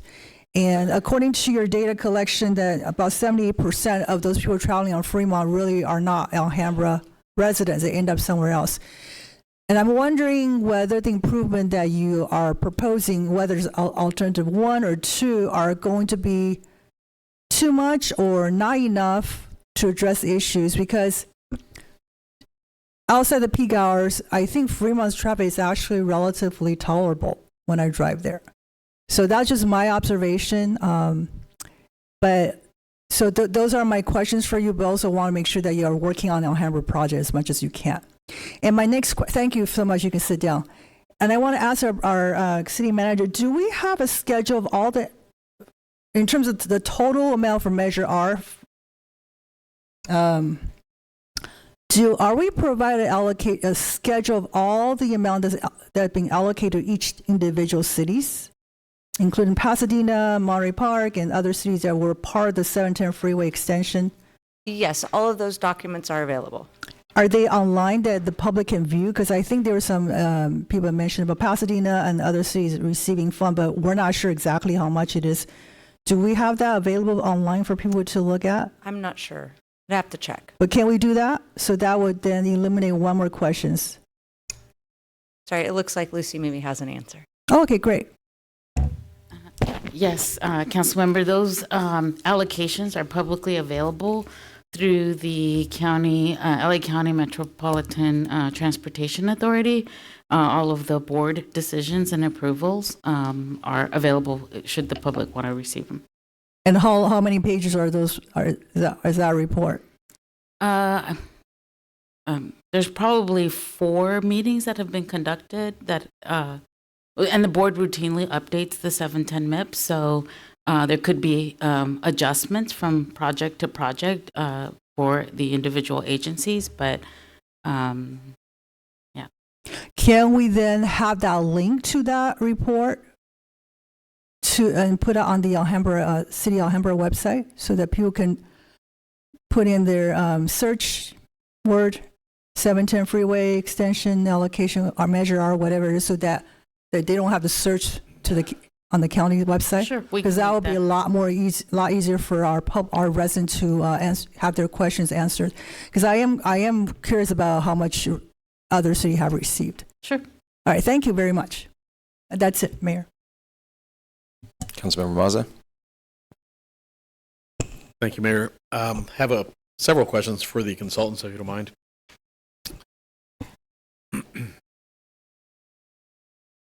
And a lot of these may be repetitive to what some of the public has commented on or answered or asked already. But so the first thing is when it comes to costs, we see your costs here, the breakdown.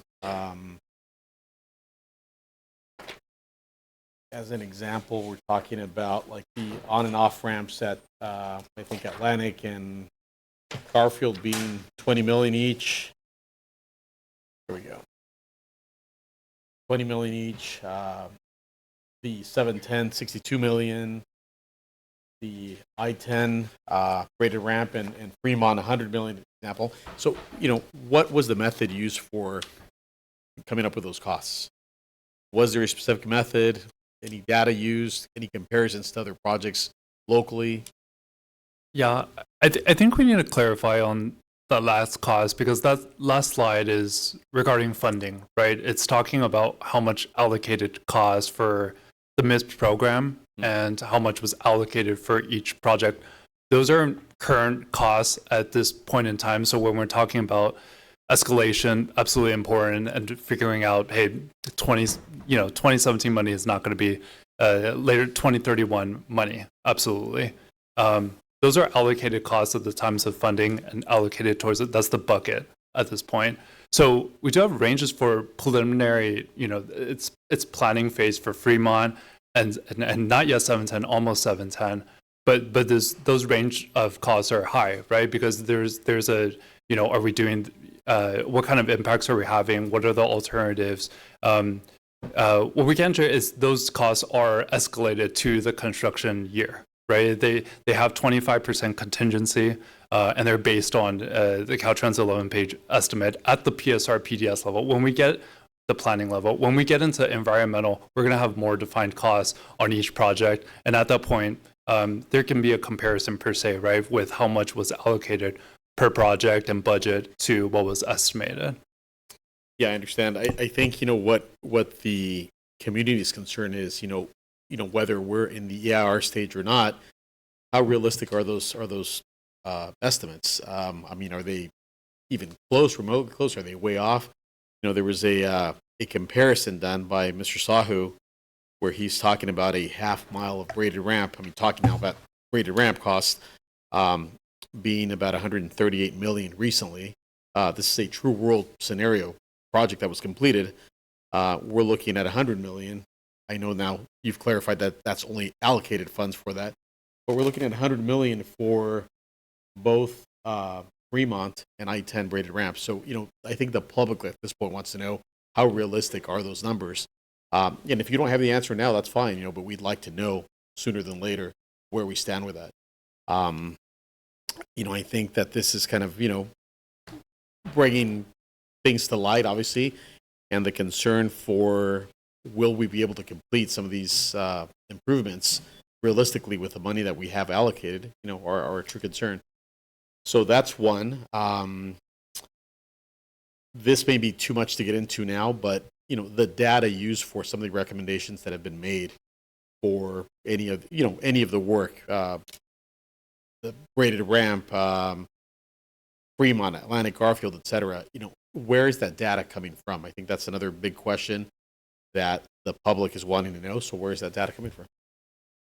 So just to comment on the cost, it's total concurrence is that makes a lot of sense, right? There's an allocated amount, and we don't, for something like the braided ramp or just improvements on Fremont, period, I think we want to be realistic, right? Like if estimates come out and it's blowing past what the allocated amount was, it's not realistic even if there are operational benefits and, you know, it achieves some of the desires, right? There's a funding gap and there's needs to be a solution there. Your question about Councilmember Mazza about the data for Fremont Or just Atlantic. the basic recommendations, the general recommendations that have been made, where is that data coming from? So if we're talking about just Fremont interchange, we talked about we walked through the process of, okay, we're talking about safety and operations and 10 East congestion and multimodal facilities. So we're just starting, we don't have the data that we're going to have in the environmental phase, but in the planning phase, we're able to explore alternatives based on operations of similar infrastructure, right? So we looked at different kinds of ramps and we looked at different types of intersections that would typically yield better results. So framing that is just Fremont in the framing of the 710 was something we talked about. But if we're talking about Fremont specifically, we're looking at operations and safety and access, typical tools that you would use, right, to upgrade and make the operations and safety better. And I'll add to that as far as the understanding of what what some of the more optimistic looking alternatives are for the 710 stub, that was developed based off of SCAG models, which is essentially something that the Southern California Association of Government, it's a modeling data set that can be used for high-level analysis to be able to give preliminary recommendations. So those are off of emphasis on the fact that it's a preliminary recommendation and that for moving forward, we're going to be moving to actually do accurate traffic counts, real to this year, that we're then going to be able to look at a micro level to determine patterns. What happens if we do this, if we make a ramp longer, or if we add the braided ramp or remove the braided ramp or adjust the striping on the freeway? We're at that point, once we get this document signed by Caltrans, we're 2 signatures away, that will be the first step in getting ultimately hard data to be able to have a really informed conversation about these improvements. Absolutely. And hopefully that'll happen. You know, the last 2 signatures that are missing, hopefully that'll happen soon. I know we've heard this time and time again. No fault of yours, of course. That's just kind of, you know, how some of these institutions work. But, you know, I think the public wants to see us pushing a little more at this point. I know for a fact that Councilmember Andrade Stadler and I, excuse me, have been up to Sacramento, you know, pushing and kind of advocating for, this goes back, I think, 2 or 3 years.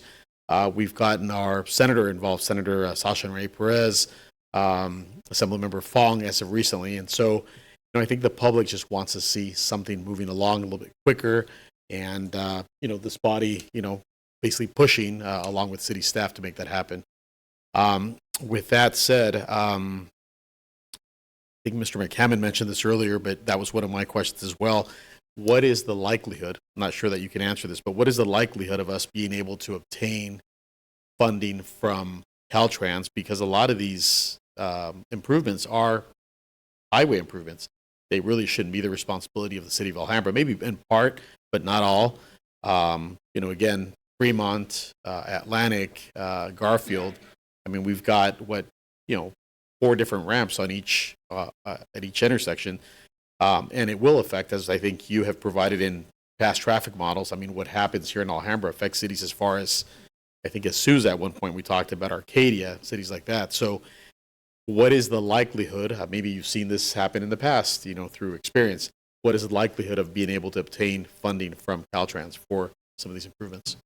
Yeah, I think it's hard to estimate how likely it is that Caltrans will say yes, but I think we can comment on our approach to this point. You know, when we showed the interchanges that were looked at, and then we went out to the ramps, and then we figured out the intersection treatments and what to do at certain intersection, and we're looking at 10 East, and we're looking at a holistic.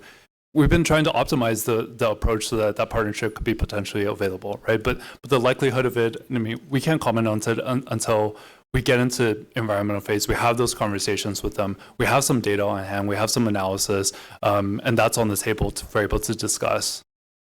So, my request at this point would be, now that we obtain this last signature that we're missing here, hopefully in the next 30 days, maybe that would be the time to start addressing that concern.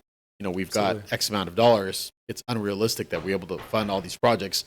Can we start looking into that possibility, just kind of getting it on the radar for them? So that's that. And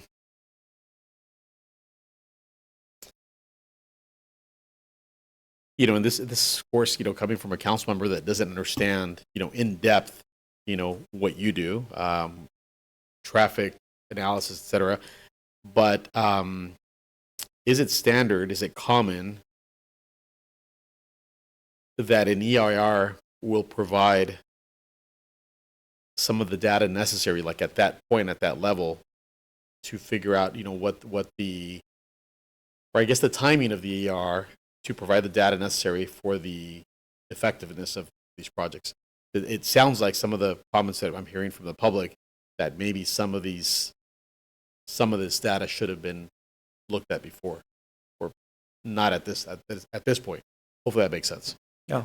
I would say, just in terms of the study and data that we typically get at the planning phase versus the environmental phase, what we've been describing is typical, right? It's we're getting more in depth. What I would say is also the planning process. I mean, we've been talking a lot about the environmental process, and hey, we're going to study it there, and that's where we get results. But that's not to discredit how important the planning process is, right? And the input that we receive, because that really sets us off and goes into environmental and figures out what the initial alternatives that we're coming in with, what we know the conversation non-starters are, and the constraints, and what the goals are, and what the emphasis are. So it's an absolutely still a really important process, but I would say in terms of data and results and analysis, you get a lot more in the environmental phase, right? Because it's more in depth. We're looking at the technicals a lot closer than we were in the planning phase and then the early studies phase that we described.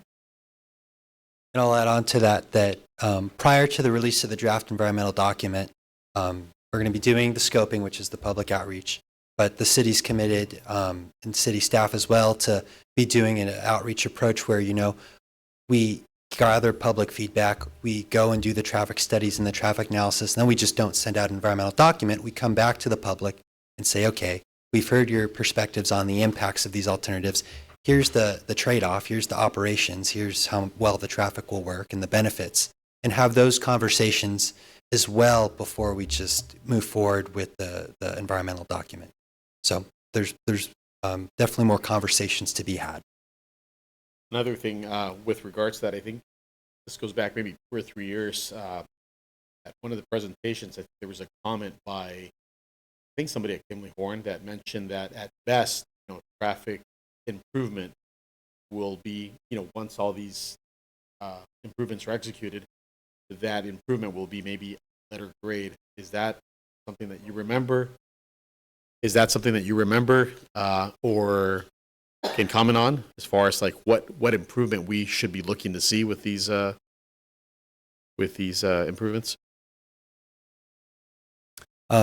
Based off of the planning, the original studies that were done, that was what the original studies that we're seeing. And a letter grade is significant from a traffic engineering perspective in terms of seeing a diversion of traffic.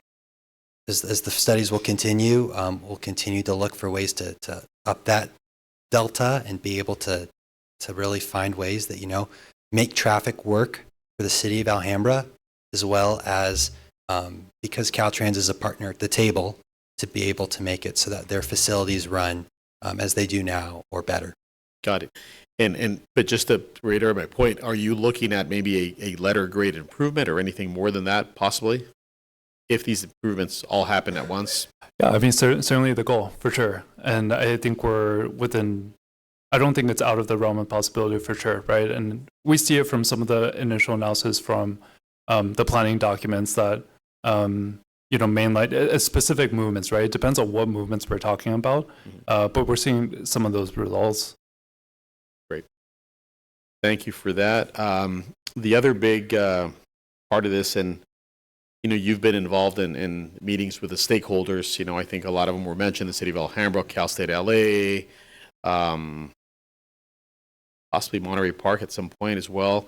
But the big concern is that I think we've got competing interests here with the city of Alhambra, assuming that the stub will be relinquished to them and we'll be able to make some of these improvements to the 710 happen. And then, now you've got Cal State LA coming up with, I guess just even I think I've seen a rendering where it shows their portion being developed, and I think Alhambra still having a freeway there. I also remember being at a meeting, I think also going back with Councilmember Andrade Stadler, where we talked to Senator Durazo's office. They had made clear that they were interested, but in a very small sliver of land, I think kind of it's like southwest up towards the 10, the corner of the 10 and the 710. But can you comment on that? Like, where are we at with that? I mean, do you know of any interest from Cal State in taking over the stub and having it relinquished to them? Yeah. So we're aware of the projects, right? We're not at the committee meetings for 710 to be engaged with it, but from communications with the city staff, we understand there's been no commitments made from the city side to, make additional improvements that are being asked. And the direction is that the focus is on the projects that we've been talking about, right? And I think overall awareness is good, right? To know what other additional planned improvements are, but the focus is on these improvements here.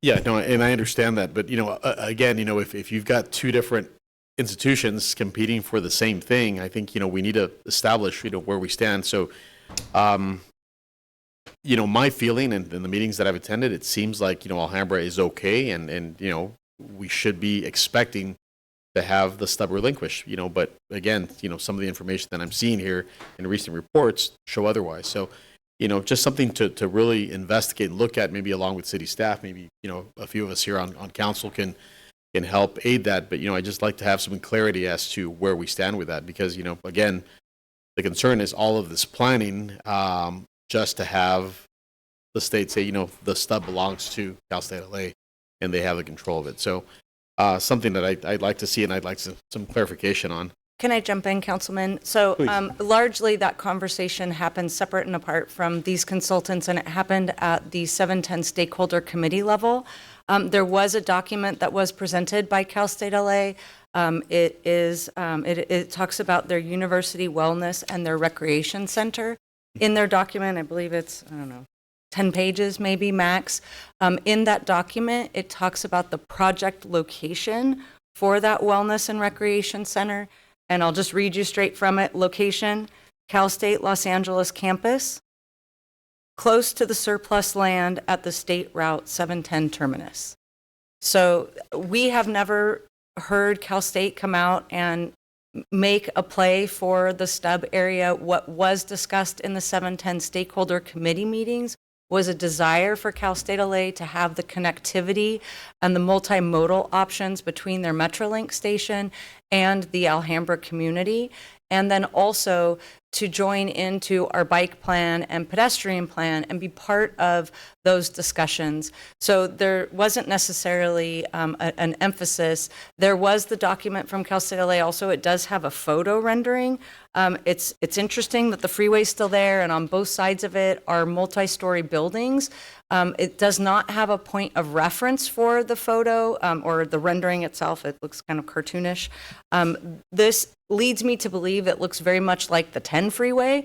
But to have it be the 710, if it were the 710 freeway, then that would mean that a very large section of the neighborhood around the southeast corner around the Laguna Channel would become a multi-level building and not be single-family residential. So I do think that leads us to believe that that drawing is meant to be of the 10 freeway and not the 710 freeway.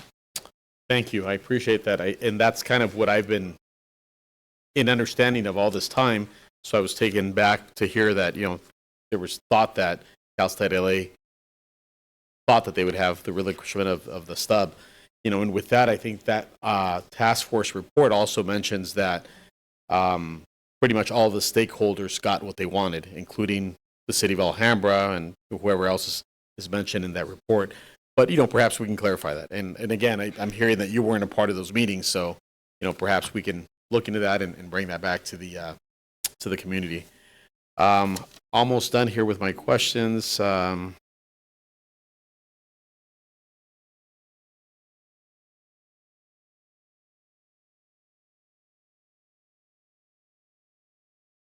Okay, can you speak on Metro's analysis of cut-through traffic versus your analysis of cut-through traffic?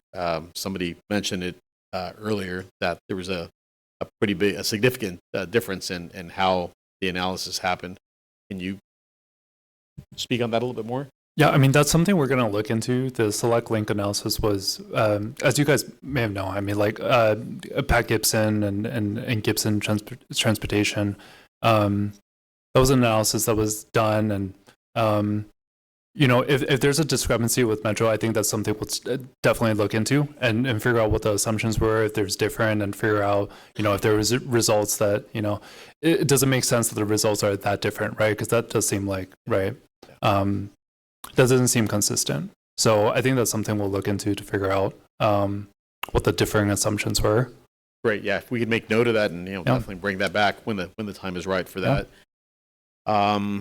But again, I think what we're hearing from the community at this point is that we want transparency. Obviously, we as the council want to show the public that we are wanting to be transparent. And I think that's been the case not only with the 710, but just across the board. With outreach, with input, et cetera. The last several years. So, we want to make sure that remains. Let's see here. As far as the Advancing Alhambra website, I know that there are several members of the community that have said that, their concern is that their questions have not been addressed, been answered. I know that the Advancing Alhambra website right now allows you to look at, comments, but not necessarily ask questions. So hopefully we can make that happen, incorporate questions into that, and make sure that those questions get answered, on a timely basis from time to time.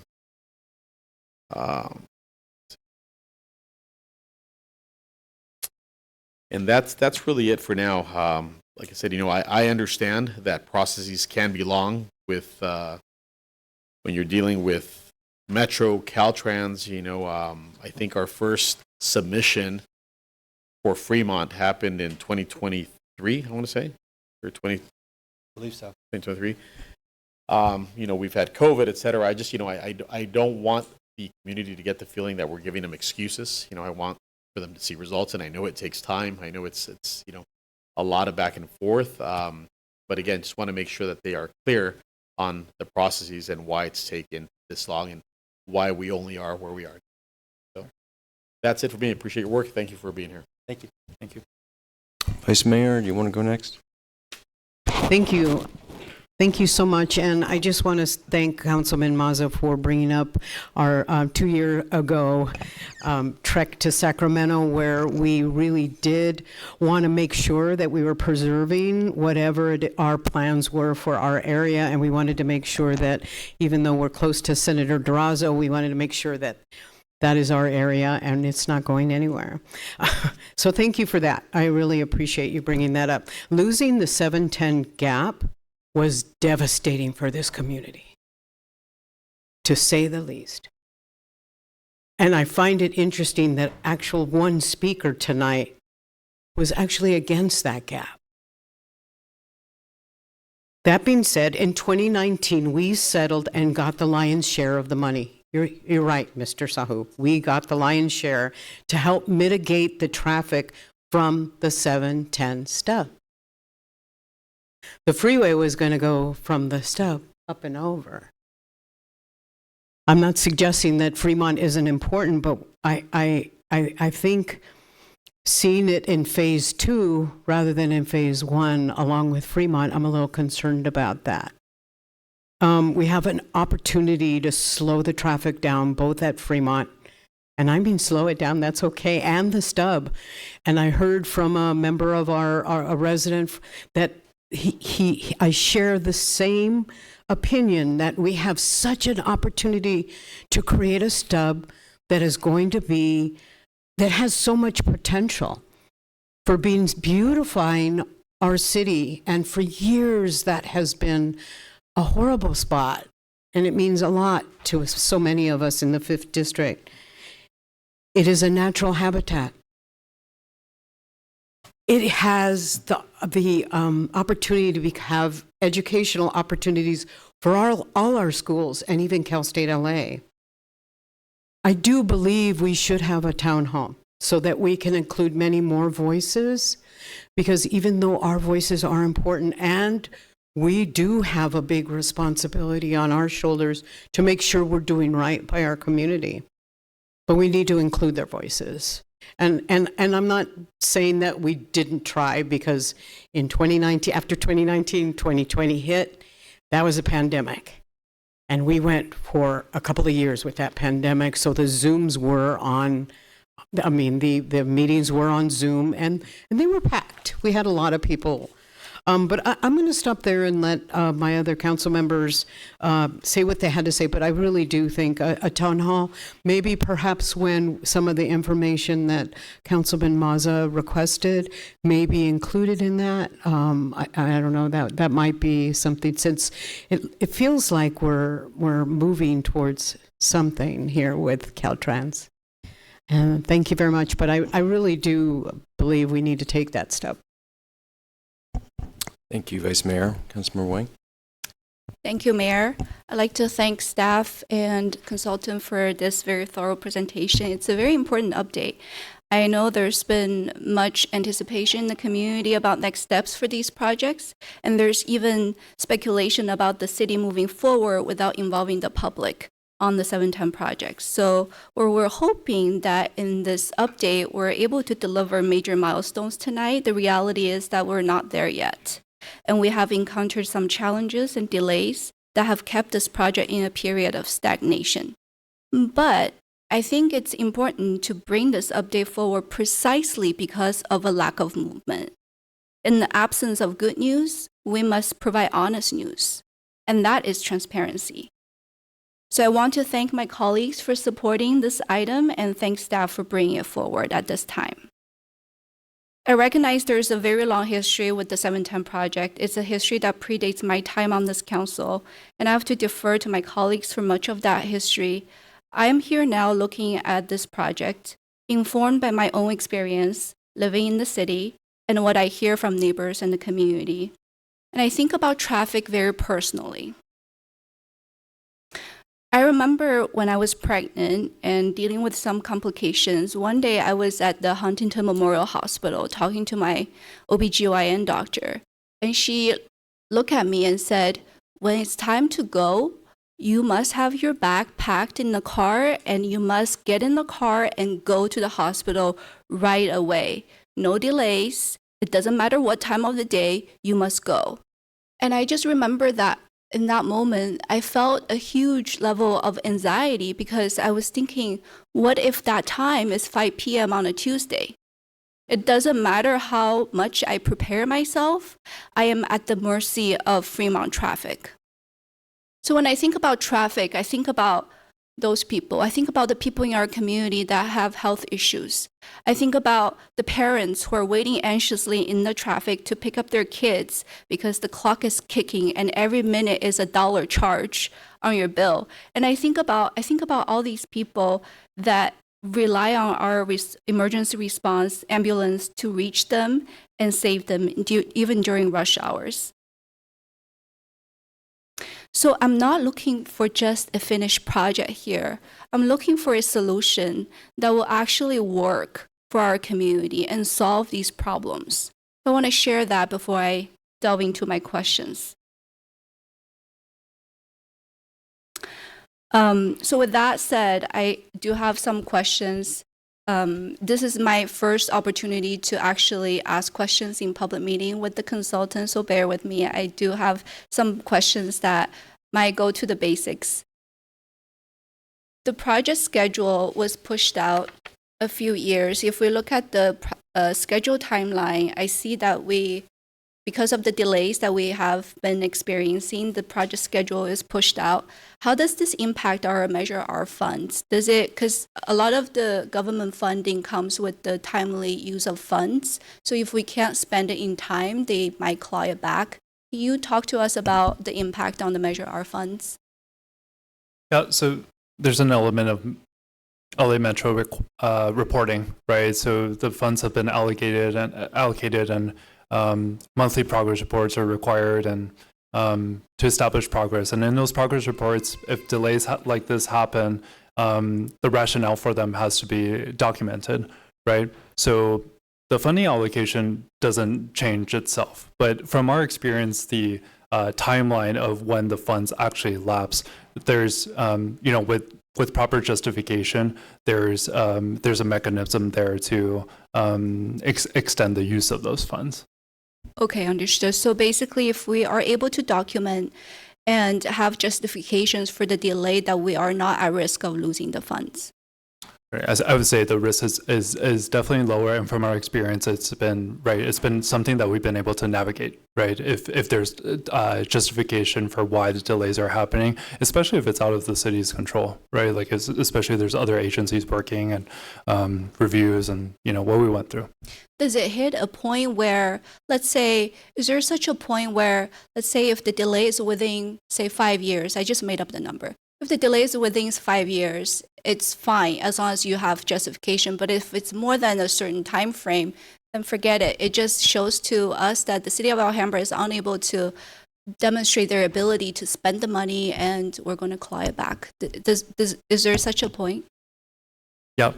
I don't know from experience if there is such a point, but I would imagine from LA Metro's standpoint, I think the justifications, if we're giving the same reasons over and over again, or the justifications don't really make sense, I imagine it would be a lot harder to keep those funds. And I think a lot of it is about showing activity as well, right? Is there city activity and actions being taken to move the progress forward? Okay, thank you for that. My next question is on slide A. Is it possible to pull up slide A on the screen?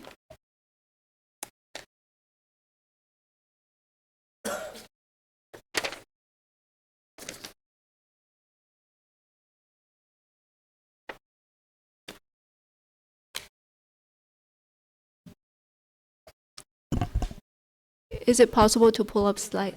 Okay, thank you. Thank you so much. I just want to make it easier for those that are listening. Slide A is basically a map showing the pass-through traffic in Alhambra. And I'm looking at this, and it's the red color, which shows the 10% and 12% is the people that are coming off of the stub going into the city of Alhambra.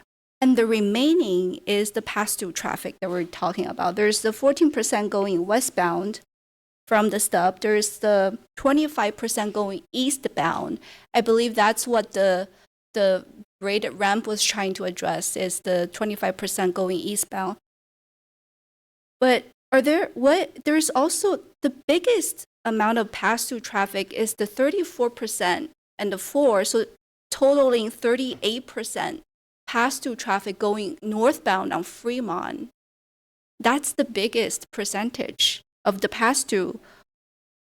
Is there anything in this whole proposal that addresses that northbound Fremont traffic?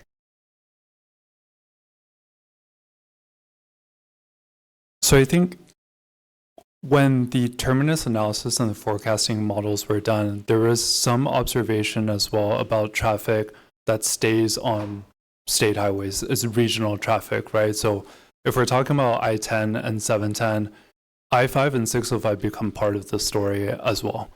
So again, those are preliminary studies. We're talking about, we forecasted 2016 to 2040, part of the early studies phase. But it did show, okay, for example, like the closure of the stub alternative that we talked about, right? We talked about the 4 study alternatives when we did the forecast. The closure of the stub, which show I-5 and 605, increased traffic at those locations. So really just still hypothesis, right? I mean, like where that 34% actually goes if there's modifications to the stub, it's not 100% clear right now, but we imagine it'll be a mix of local using the adjacent interchanges or other regional routes that are available. Okay, I understand. So the basic logic is this. We want to make sure, so some of these proposals here is we want to make sure people that are on the freeway, they stay on the freeway instead of going onto our local streets. So then if I'm looking at this map here, and let me know I'm reading this right, what I'm reading is that there's 25% of the traffic coming off of the stub is going eastbound. So they're going to San Marino, San Gabriel, Arcadia, and all those cities, right? So if there's 25% going eastbound to all those cities, they're not going to be, that amount of traffic will not be addressed by even relieving the bottleneck by the braided ramp. Is that correct? Because the braided ramp is the whole concept is for people to stay on I-10. We want to make it easier for people to stay on I-10, right? Stay on I-10, and that's addressing the 25% of the traffic. But I'm talking about the 38% going northbound on Fremont.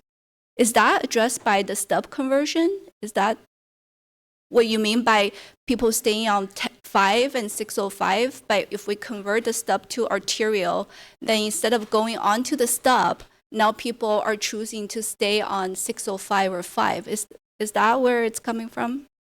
I think there could be additional options, right? Once the modifications to the stub are made, there's other routes like we talked about in the beginning of the presentation, that decision point of the 710 North and the 10 East. It's what is less congested comparatively. So if the stub was, say, made into an arterial like we developed, this is kind of the starting point. There's a certain, okay, what is the congestion level that's expected at that? And then compare it to what 10 East is, compared to other north-south routes that are available like the I-5 and 605, and even like Rosemary Boulevard, right? But also compared to the other interchanges. So that's kind of summed up why the reason why we said it makes sense to study, not construct and build. And when we're talking about Fremont in general, I think, there's also going to be a no-build alternative there. If the data shows that, like, it doesn't make sense to build anything at Fremont, but just the act of studying it to understand how does everything stand relatively. And if we're talking north-south, it's a similar conversation, right? It's a similar conversation to if are folks staying on 10 East, or are they not even getting to this 10 and 710 decision point, and they're taking another route at this point to go north? So does that answer the question? So what I'm hearing is that a lot of these are very preliminary, and we're going to get more detailed answers once we move into the EIR process. That's correct. Okay. Now, I do have some questions about the EIR process. So I do see on slide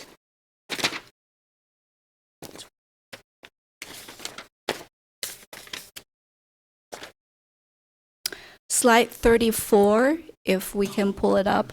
So slide 34 is the I-10 and Fremont improvements environmental phase. And it's starting from spring 2026 to spring 2028. So it's a multi-year process. Do you have a rough order of magnitude for the cost for the EIR process? I'm not looking for a quote here, just a sense. Just a very rough estimate of how much it will cost us to go through a multi-year process for the EIR. So the environmental support costs maybe range from 2 to 5 million, but the ballpark range, I don't have the numbers in front of me. I just know when we're doing construction costs and then we're talking about support costs, we typically estimate the support costs about 25% of the overall construction. That's very helpful. That's what I need. So it's just a range, but it's a multi-million-dollar process for the EIR. And can you clarify for me that for the I-10 and Fremont interchange project, what is the project we're studying? Because in the EIR process, there is a very clear definition for the project, the preferred project, alternatives, and there's a new build option. Can you clarify for me what exactly are those for this project? So throughout the environmental process, to your point, we ultimately end up with a preferred alternative. That's where we land. To begin the environmental process, what we do first is we go through a scoping process. And the scoping process essentially really refines what is the purpose and need of the project. Again, it takes into account, public input and their desires, a lot of which we've had conversations with up till now. Once we have that and we really understand what truly the purpose and need is going to be and refine that, we then go into the alternatives development and the traffic analysis portion, where we really get into the weeds and study all the alternatives that we develop. We've also, that's partially some of the preliminary ones and some of the stick drawings that we showed you tonight, where those are some of our initial thoughts for how we can carry forward multiple alternatives into the environmental process, taking into account what we've heard from the public thus far about not impacting the elementary school. Once we have those different alternatives settled out, as well as the operational benefits, because you said earlier, there's an opportunity cost with everything, and at that point, then we have the draft environmental document where everyone is able to comment on all the alternatives. Once we receive the comments from that, then we are able to ultimately land on a preferred alternative. And that's the alternative that we would ultimately carry forward. And the preferred alternative at the end of all of this could be everything from the braided ramp to potentially even a no build, but we have to do our homework and be able to study that and follow through the environmental process to get to that point. So given where we are right now, we're based on our optimistic timeline, we're very close to that process. As we move into the EIR process, do we have a preferred project at this point, or do we not have a preferred project at this point? We don't have a preferred project at this point right now. And I think that's the biggest takeaway, is that we're still exploring options. We don't want anyone to feel like, here is one option, we're going to go study just this one option. If it works, that's great. If it does not work, then we're in for a little bit of trouble. That's not where we're at.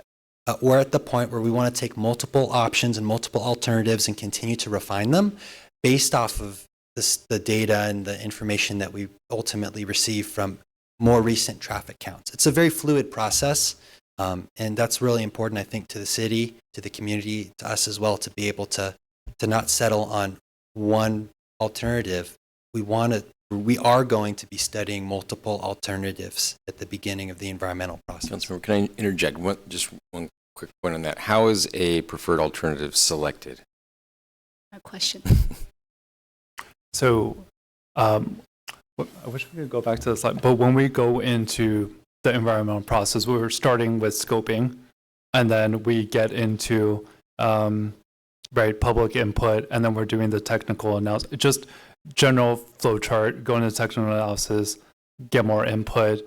And then from the Caltrans approval side, we're having to put together something, draft project report, right? So that's in concurrent, in parallel with the environmental process that's happening. So draft project report and project report. And as we get into release of the draft environmental document, there's no preferred alternative at that point in the game. Either public input comes in, and at that point, after through the final environmental document, that's when we get into the preferred alternative. But before that, I mean, it's draft project report and the public feedback that kind of shapes it all the way to the preferred alternative. Go for it. I don't want to lose this train of discussion. Thank you for bringing it up. So I'm going to, before I ask the question I was going to ask, which is who makes that decisions at the council, we heard earlier that Caltrans was going to be the lead agency. Is that accurate? So is Caltrans picking the preferred alternative here? Or are we the lead agency? Who's the lead agency? Caltrans would not be picking the preferred alternative, but I think they're the owner facility and they're a stakeholder, so they would guide their environmental process, but it's really up to the city on how they want to run it, right? Are we lead agency or are they lead? Caltrans would be the lead agency.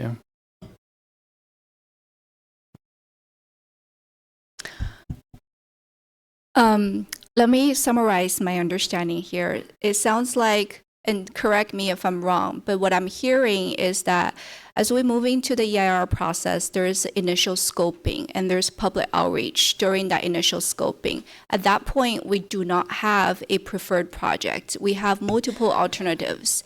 And all of these alternatives, including alternative 1, 2, medium impact, low impact options, will be studied equally during that phase. Now we have a draft EIR, then with public input, the preferred project will be selected.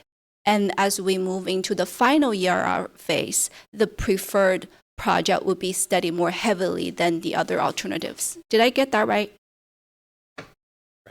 Okay.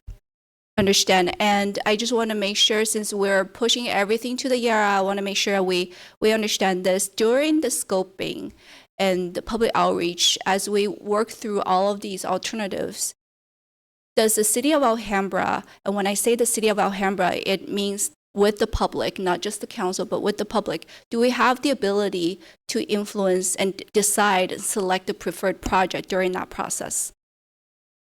Yeah, absolutely. Yeah, like we walked through the chart earlier with each stage. So it doesn't, I mean, it really starts at the planning process as well with the input there, but in the environmental process, as each of the 3 stages that we've shown, that's all influencing the preferred alternative, but definitely at the end of the selection with council approval. Okay. And then,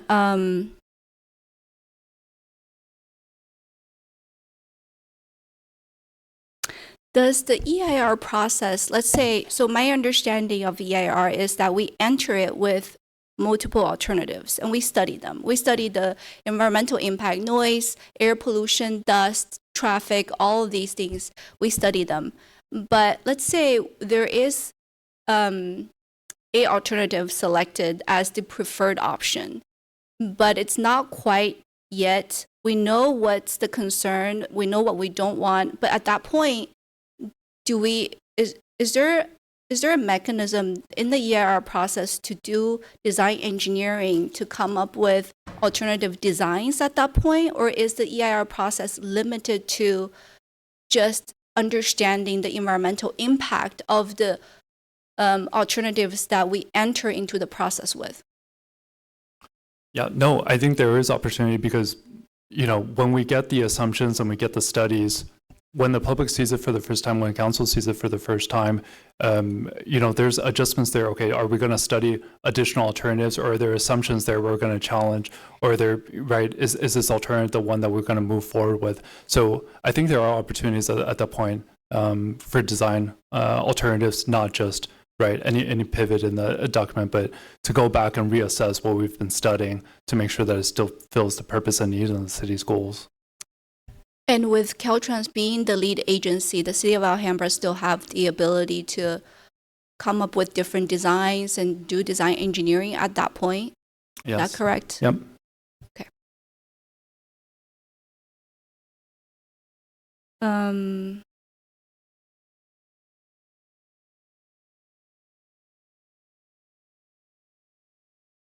I guess that answers my next question, but let me just hear confirmation. My question is that if the EIR finds, say, the braided ramp solved the bottleneck at Fremont, but creates a new or worse bottleneck at Atlantic or Garfield, now is it the EIR's job to fix that problem with a new design, or is it its only job to report that impact to us and let us decide if we want to go with it or ignore it? Yeah, that would be the latter, because within the Fremont project, the study limits have been established, and what we're studying is within the Fremont project. So if we're seeing that there's other impacts that's outside of the limits, you know, if you want to go and modify it in Garfield or modify it in Atlantic, that would be a separate project at that point, not within the same study, Fremont study limits. Okay, so it is at that point, if we find that the braided ramp solved the bottleneck but create new issues, at that point, it will be the EIR's job to just report that impact to us. We actually don't have the ability to pivot at that point to say, well, we want to fix that problem with a new design. Maybe we don't do the braided ramp. Maybe we want to look at surface street options. We don't have that ability in the EIR process. Yeah, so for the example of, say, like the bottleneck went down to Garfield or Atlantic, that would be a new study area and something that wasn't covered in the original EIR or environmental phase, right? But if we're talking about surface streets, if those are within the same study area and we, that was a portion of it we could study via alternatives, potentially an option, but if it's a totally different interchange, I think it would be difficult to have that in the same environmental document. I understand. So there is a distinction there. So I guess that brings up my concern here. I think we're entering into the EIR process, and for the braided ramp, it's a very costly thing to build that braided ramp, and I'm just not hearing any evidence to support that. And if we move into the EIR process and we found out that it may or may not solve the bottleneck problem, even if it solves the bottleneck problem, it can become a worse problem, Atlantic or Garfield. At that point, we're still committed in the 2-year-long EIR process with millions of dollars committed to that process. We're still obligated to go through that process without the ability to pivot our design. So I think that is my concern with moving forward with the EIR process. I think there are some questions that need to be flushed out before we commit to that process. Let me ask Councilmember Maza's question in a different way. I think I understand what you're trying to get at, but I'm just not hearing very clear answers. So on slide 43, it's the table that listed the funding allocated for different projects from the Measure R funds. And let me try to ask this question in a different way. Given what we know now, and given the delay that has happened already, what percentage of the original project scope for each of these items can we still afford to build? Not build in 2027 as the original schedule, but to build in 2030 and after. What percentage of the project scope can we still afford to build today? I mean, based on what our understanding today. Yeah, based on our understanding today, right, it's established again that it's planning level and before planning costs. But we do know, I mean, like, there's costs in the planning document that we know you guys have just taken a quick look at, and the ranges are big, right? And the 710 interchange itself with the 62, we're estimating probably 60 to 80 right now with 25% of construction for support costs, right? So the 710 itself, based on the information that we have now, really preliminary, is over, right? But Fremont is the one that has a substantial range, right? So with the same assumptions, with the escalation to the year and 25% of construction support costs, it's falling within 100 million right now, but it really depends on what we're including and what alternatives.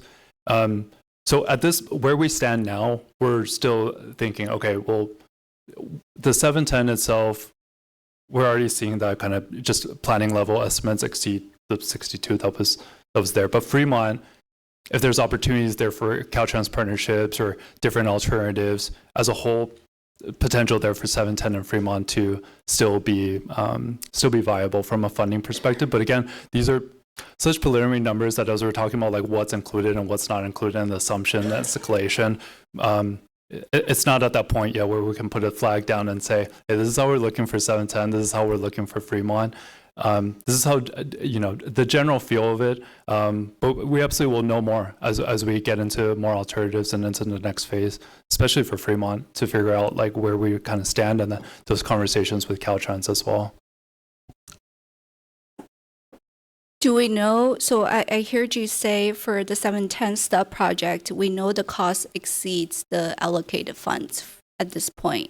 Do we know, so given the allocated funds, 62 million right now, and knowing the cost has escalated more than that, do we have a rough sense for how much, what's the percent of the original scope can we still afford to build? Is it 20%? Is it 80%? Is it 50%? Do we know roughly where that is? I mean, I think that's a really good question, and we can go back and break that down and provide a better answer. because I think we want, I don't have that answer at this point to know what percentage and what specific improvements, because there's certain improvements that are probably higher priority for the city than others, and we're not just going to cut it and divide it up. But we would like to look into that and maybe give a better answer in terms of the percentage that we can still build with the allocated funding based on very preliminary cost estimates at this point. Understood. I appreciate that candid response. And then moving on to the Fremont interchange project. With $100 million, we are fairly confident we have enough funding still to build this project. Given that this is not going to happen this year, not next year, not the following year, it's years down the road, right? And there's still a lot of factors that can impact the funding and the cost. If we come up short, when the bids come in before the construction phase starts, if we come up short, what are our options? Do we have any plans to address the funding gap? What's our options? Does it eat into the remaining of this project still within the Measure R funds, but does it reduce the scope for the other projects? Or we have other strategies? Can you maybe share a little bit on that end?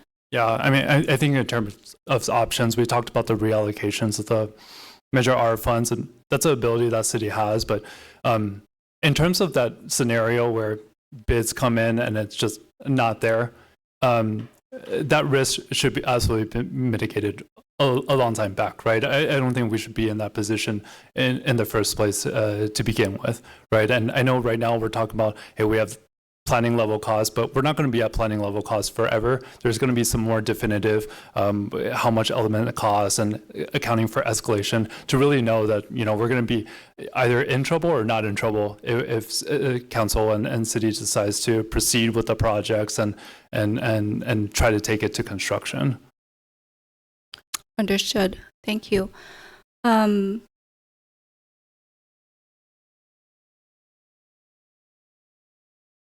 I think my last question here is with the delay. So we have been experiencing delays, and as of today, I know we have hope, but as of today, we still have not received the Caltrans approval. Do we have any strategy? And maybe this is a question for everybody, staff and my colleagues as well. What are our strategies to make sure our taxpayer dollars are not being eroded by waiting? I mean, hope is not a strategy.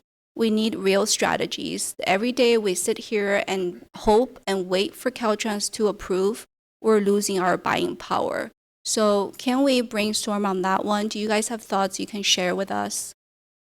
Yeah, and I think we've been through Caltrans projects before, and this is the nature of them. I think we want to be transparent about that. If city is signing up for a Stub project or improvements within the Caltrans right-of-way to go through this process, you know, Brandon mentioned certain portions of it has been atypical, right? Like them not telling the city about their initiatives until it's all the way to the district director level, right? And then moving about, that's a little bit more rare than what we've encountered.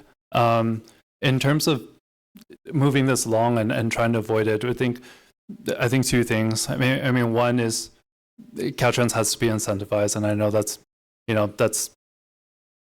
down to certain things, right? Is it the improvements, right? Is it right? Is it the funding portion of it? Like, what is them as a partner? What is the incentive there with Caltrans? I think the other portion of it is LA Metro. You know, they're the funding allocators here. They hopefully would like the projects to be built, right? The money not to just sit there at the city and not get converted. I feel like that's something to explore with LA Metro and Caltrans to continue the partnership and continue coordination so that every step along the way, that risk is mitigated a little bit more, right? So that it's not hitting us all at once, right? Say we finish the environmental phase, and that's when we find out, or I think it's like every step along the way kind of thing with Metro and Caltrans to try to mitigate that risk. Thank you for sharing the thoughts on that one. I would like to ask maybe staff and my colleagues, we should brainstorm on strategies. I think at this point, the reality is we have been waiting 2.5 years for this approval and we're not getting it. today we're still not getting it. So, and the public has raised a very important issue that our taxpayer dollars are being eroded by this delay. So I think it's very important that we should continue to explore options and strategies to make sure that we're not continuing this delay. And then, so I appreciate all of the responses. Thank you so much for sharing, for your candid responses. At this point, I do have concerns moving blindly into the EIR process. EIR is a multi-year process that costs millions of dollars. And I just have concerns committing to such a long process when many of the questions just remain unanswered. I need at least a better understanding of our reality here. How much are we looking at? We know the 710 stub, the cost has already exceeded the funding allocation. By how much? I don't know. I don't know if we come up short on the Fremont interchange, does that eat into the other projects? Then if that's the case, is Fremont still the priority? Because at this point, it sounds to me that the priority will get funded. The remaining, we don't know. So then it's important to recognize that. I don't know if we still have enough funds to do all of these. I don't know a 2026 reality here. I think it's, it's kind of like someone mentioned the kitchen remodel. You got a kitchen remodel quote from years ago and pre-COVID. And that includes changing your countertop, your cabinets, flooring, lights, new appliances. Now COVID happened, a lot of things changed, and you don't need an engineering degree to understand this. You don't need construction experience to understand this. We all feel the sting in the grocery store and gas stations, don't we? Like, we understand taking that money from years ago. I don't know today I can still count on the same cabinets, the same appliances, the same countertop. I think I need a reality check. So I think we needed to get some answers to these questions before we move forward and commit to the EIR process. And the EIR process will address some of these concerns. I appreciate you clarifying a lot of the information for me, but it will not address all of these. And I don't feel confident. And in the beginning of the EIR process, we're going to do public outreach. I think the biggest concern for me is going out to the public and talking to our neighbors and the community and talk about a project and collect input for the project that I don't even know if we have the money to build. And that is a concern that I have. So I think, and then regarding the braided ramp, I understand the intent here and appreciate the intent, appreciate the effort. But we're talking about $1 million of our taxpayer money committed to a project where we can't even reasonably say, where we don't have reasonable evidence to believe it works. I just think that at this point, we should get some questions answered, have more clarity before we commit to the EIR process. We should, it's actually an opportunity for us since Caltrans hasn't approved our plan. So it's not like I'm holding up this process. We're not holding up this process. We're not moving forward yet. So why don't we have this town hall meeting, answer some of these questions, let's have a better answer here and paint a more realistic picture here and go from there. Thank you. Thanks, Councilmember. I'll try to keep this quick. I do have a few more questions. So just real pointedly, the figures that we see here on slide 43, what year were those numbers determined? I know that we need more information to kind of update them, but what year was that done? Is which slide are the funding numbers? Page 43 of the current funding allocations. Oh, got it. So the funding was allocated in 2017, 18. So that's when these numbers were done. Right, the dollar values, and they haven't changed since. These numbers haven't changed, but we did have contingencies built in, and was there some sort of an escalator clause in there? So how does that operate here? We know.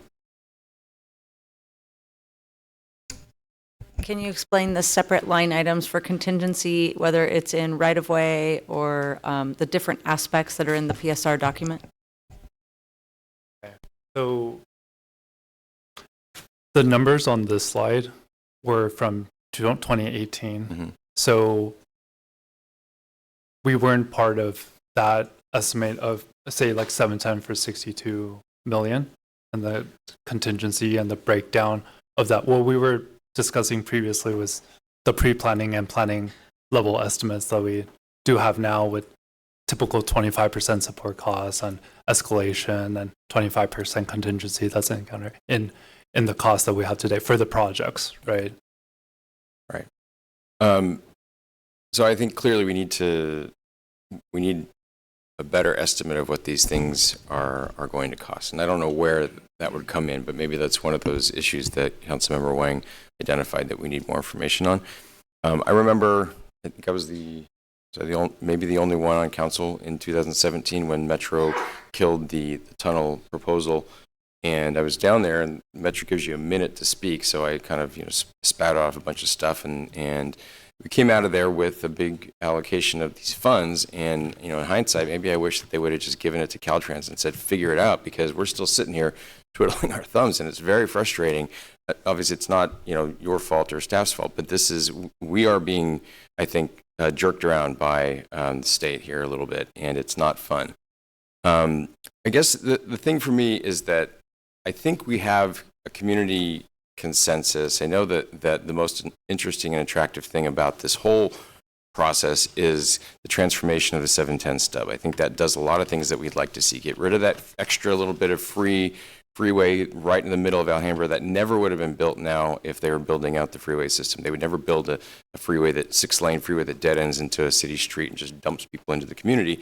But now we have that. We're stuck with that. And that, for me, that still remains like the primary focus of all of this stuff.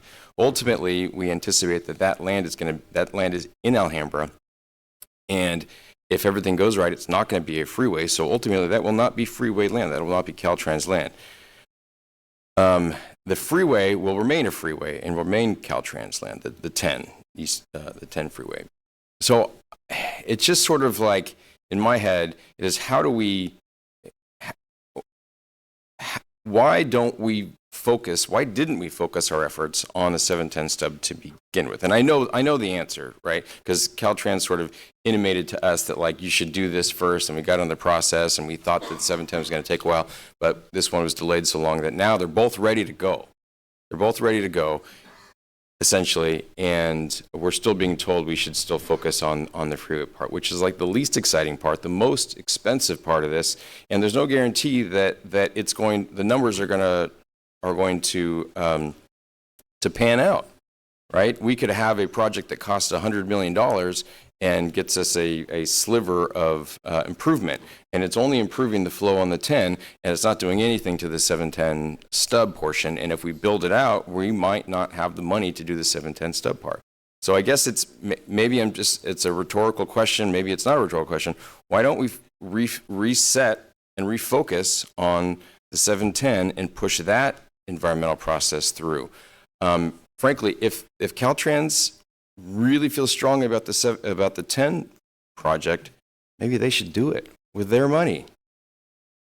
I mean, that is kind of how I feel. That's going to be their freeway ultimately, and we're being asked to spend our money to fix their freeway because 50 years ago they built the stub up into Alhambra and left it there for all that time, and now we're trying to fix that problem, which we do want to fix, but we're sort of being told, you better fix our problem, first on the freeway. It doesn't sit right for me. And I guess there's a scenario, try to keep an open mind. There's a scenario where the data comes back and the braided ramp thing is like a silver bullet, fixes everything, and it comes in at $65 million, and this is going to be the best freeway in the world. There's a possibility for that. It's hard for me to see that because, as we know, we build things and they reach capacity and they get clogged up again. So it's hard for me to see that, but it's potential. I want to keep an open mind, and I think we do need to kind of study these, if only to eliminate some of these big projects. There's people that have substantive problems with the braided ramp thing, increasing capacity, and there's procedural things, there's money things, there's timing things, and I don't know why we can't sort of turn this around a little bit and refocus our efforts on the stub, which is what we actually want to do.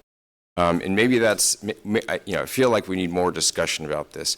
But towards that, there's a scenario out of the EIR. If things continue on the same path, we get the approval from Caltrans tomorrow, and then we go into the EIR process. Let me just ask a procedural thing. Can we have the scoping meeting or meetings, could be more than one, right? Is there any reason why that can't double as a town hall where people get their questions answered and give that feedback in order for the scoping process to go forward? Yeah, I think that can happen. So, the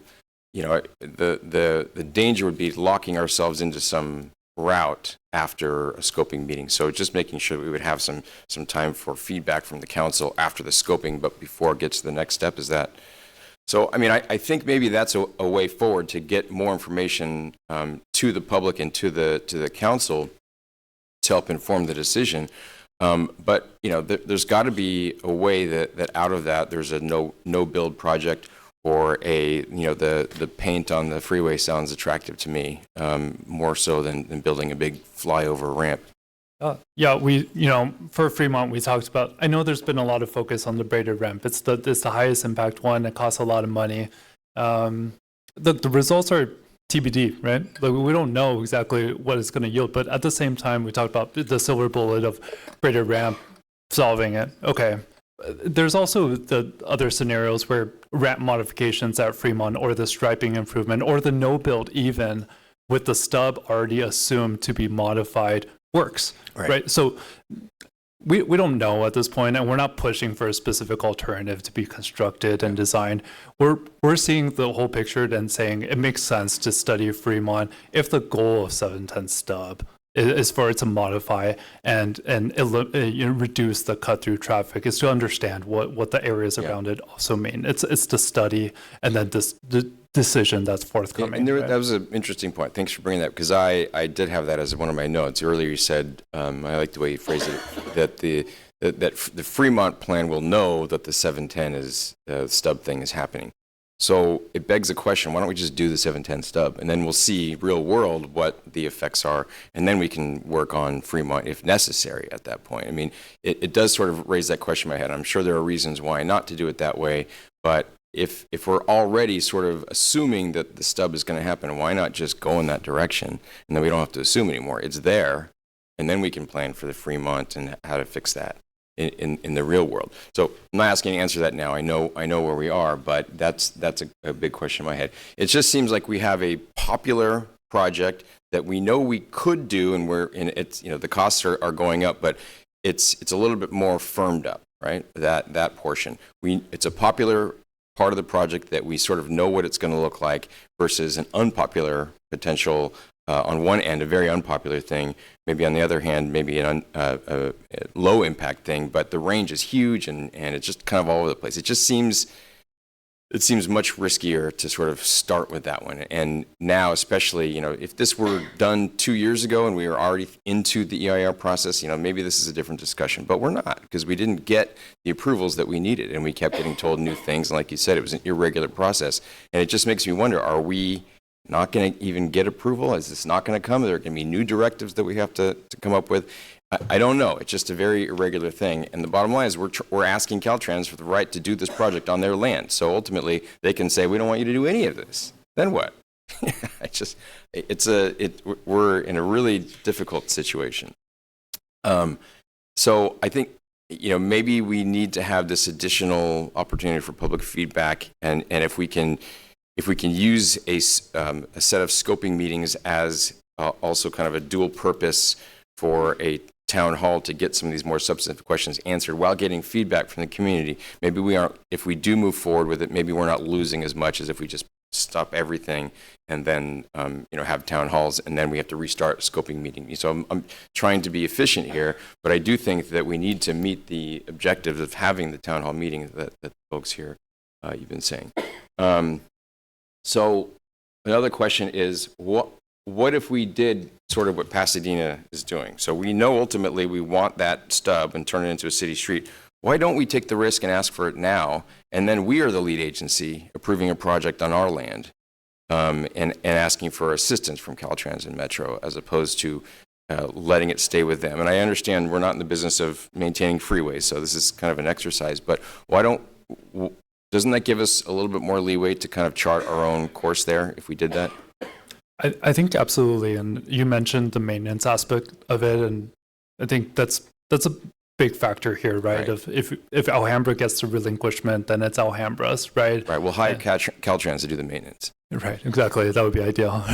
Well, so what Pasadena is doing, I mean, they relinquished it and they're having the visioning plans, right? Yeah. And figuring out what to do in that area. And, you know, they want to build on it and figure out what to do there. So their process was really focused around the relinquishment itself. Just focus, okay, Pasadena wants the relinquishment. We're going to demonstrate to Caltrans there's no safety, negative safety impacts with the relinquishment of the ramps. And we're looking at queuings and figuring out, okay, everything still works. Now, they didn't have to do the operational analysis that we're talking about here in the planning and environmental phases when we're talking about Fremont and 710. Pasadena will still have to do that when they get into the planning process and the environmental process, similar to where we are now. But, you know, their process, you know, they wanted the relinquishment, they wanted to build on it and figure out what to do there. That's that. That being said, their process does, you know,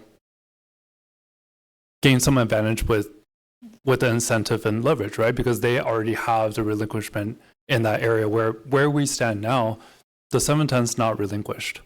Right, and we're talking about to get 710 relinquished, we're talking about demonstrating to Caltrans on a operational and safety level and a downstream level, right, over at Fremont and 10 East to make sure that the whole system works and that it's not broken by closing the stub or modifying the stub. Yeah. It's just, it seems like that might be another way to sort of get us to where I think we want to go. Maybe we need a discussion with, you know, more direct discussion with Caltrans too, just to suss out some of these issues. I've never talked to Caltrans. I mean, I'm glad we had a delegation up there, but I've never heard from them directly about any of this stuff. And I'm kind of flying, you know, a little bit like in the dark here, because we're just kind of going on what we're told. So I don't know that I have any way to sum this up, but I do want to talk about a couple things. So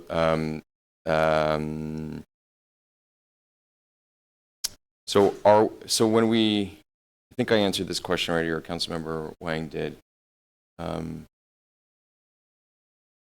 So is it a fair analogy to say, like, when someone comes to us, a private property owner that needs an EIR in the city of Alhambra, we're the lead agency, they're the proponent, they pay for all the stuff, they come to us and say, here's our EIR, you may make a decision. Is that kind of the analogy here that we have with Alhambra proposing this on Caltrans land? Sure. Yeah. Okay. That makes sense. I mean, it feels like we're getting leaned on a little bit more by Caltrans than a city would, but thank you for that. This, in the scheme of things, I don't think this is the most important part, but it's one of the most interesting and exciting parts for me, is like the bike path issue. I wish I could go back 100 years ago and build a bunch of bike paths to nowhere, because they would connect now, right? But now we don't have any room on a lot of our streets because we built out so much into the roadway. So I would have loved to have gone back and faced the criticism of saying, why are you building a bike path on this street? No one's ever going to use it. It's not connected to anything. But then you connect that one to this one, and you piece it together over time. So that was the idea originally when we talked about this bike plan and pedestrian plan in the 710 stub area. You know, there's no easy way to get over the freeway, but there is the pedestrian bridge over the spiral ramp over the freeway. At least you can get there, and people who walk or not riding bikes are also welcome to use that. I love this idea of kind of a more integrated public amenity there along the side of the 710 freeway stub, or the arterial that ultimately is there. The problem that we've had in the past is that the Measure R funds are not for fun stuff like planting and interpretive centers. That's just for transportation. So I have, over the years, really pushed this idea that nothing we're doing here is going to preclude the build out of some of these more visitor serving or park-like amenities there, because that is a traditional streamway. That drainage right there is called the the Arroyo Rosa de Castilla or something like that. It comes out of, one part comes out of El Sereno, another part comes actually out of near Alhambra Park, and they meet up, a little confluence right there, and it goes down through that drain, empties into the LA River. That is part of the waterways in LA County, and we should be highlighting that. We shouldn't be burying it and turning our backs to it. When we're going to do something like this, we should have, I would love the idea of the native plants along there, interpretive displays, visitor serving amenities there. I think it's a great idea, and I think we should not do anything here that's going to preclude that. I think we have a lot. I've actually talked to folks at County Flood Control District about this, and they're open to it. They've done this in other parts of the city. I've worked on these projects along Culver Creek and different parts of the LA River where they've done exactly that. Flood Control District channels, but they've built things alongside that the people in the neighborhood love. And I think it would be a perfect opportunity because we almost get a blank slate here to move forward. So ultimately, though, that would connect with a bike path in Ramona and over the freeway. It would connect to Cal State LA and the transit center there. It would connect north to Valley when the new zoning plan, allows for improvements up there, and it has a little bit more stuff going on Valley Boulevard than it has under the old specific plan there. So I do think, although it might seem like this thing that's out in the middle of nowhere, there's a lot of connectivity there and there's a lot of opportunity. So I just want to make sure that we don't forget that and we keep on that. Okay, so the last thing I'll just say is that in any scenario, I was looking at the Advancing Alhambra website. I think we need to start putting more information on there. Again, these slides, the PowerPoints, let's make sure that they're there so we aren't running into a situation where people click and there's dead links and there's things like that. Make sure that there should be a repository for all of the information, all the things that we're working on. It might be too much for some people, but for folks who really want to dig in, at least they can hopefully go to a one-stop shop or at least get most of their information at the site. I know that's my staff thing. I don't know who's running that now, but I really think as this ramps up, we should really make sure that this is our portal to the public, so they don't have to ask for public records requests and talk to council members about this. As much information here as possible would be ideal. So I guess other than the suggestion that we start really thoroughly planning for a kind of a open discussion town hall, potentially /scoping. I'm not an EIR practitioner, CEQA practitioner, so I don't know what things you need to meet to make sure it's a scoping meeting rather than a town hall, but I think that maybe that is our next best step, is to get additional feedback from the public in that forum. And we'll see what happens in the next couple of weeks, I guess, but I just don't want to preclude the idea that we push the Arterial project concurrently, maybe instead of. I hate the idea of having it sequenced where it almost becomes a pipe dream. But this really needs to happen. We really need to do this. So yeah, that's that. So when I went down in 2017 to ask for, I like to think that I earned $240 million in a minute.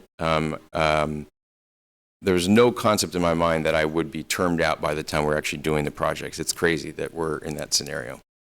And I really hope that we can speed this up. So I don't know if anyone else has any comments or suggestions on how to move forward. Just on the mayor's last note, just wanted to reiterate, the possibility of having the public being able to ask questions on Advancing Alhambra and have that monitored for responses as quickly as possible. Also prioritizing the clarification of the stub and the conflicting interest between Cal State LA and the city of Alhambra. And I think at this point, no matter how we look at this, the cost of things continues to grow, and the word erosion continues to be thrown out, and that's true. And so with that said, maybe starting conversations with Caltrans about the possibility of partnerships in that funding for specific parts of the project. And maybe even just like looking at other cities, other similar projects, whether Caltrans has partnered with any cities. I know this is kind of unique, but kind of looking at that for the city. Thank you. Yeah. Thank you. Mayor, I can have a real quick. Go ahead. Quick question.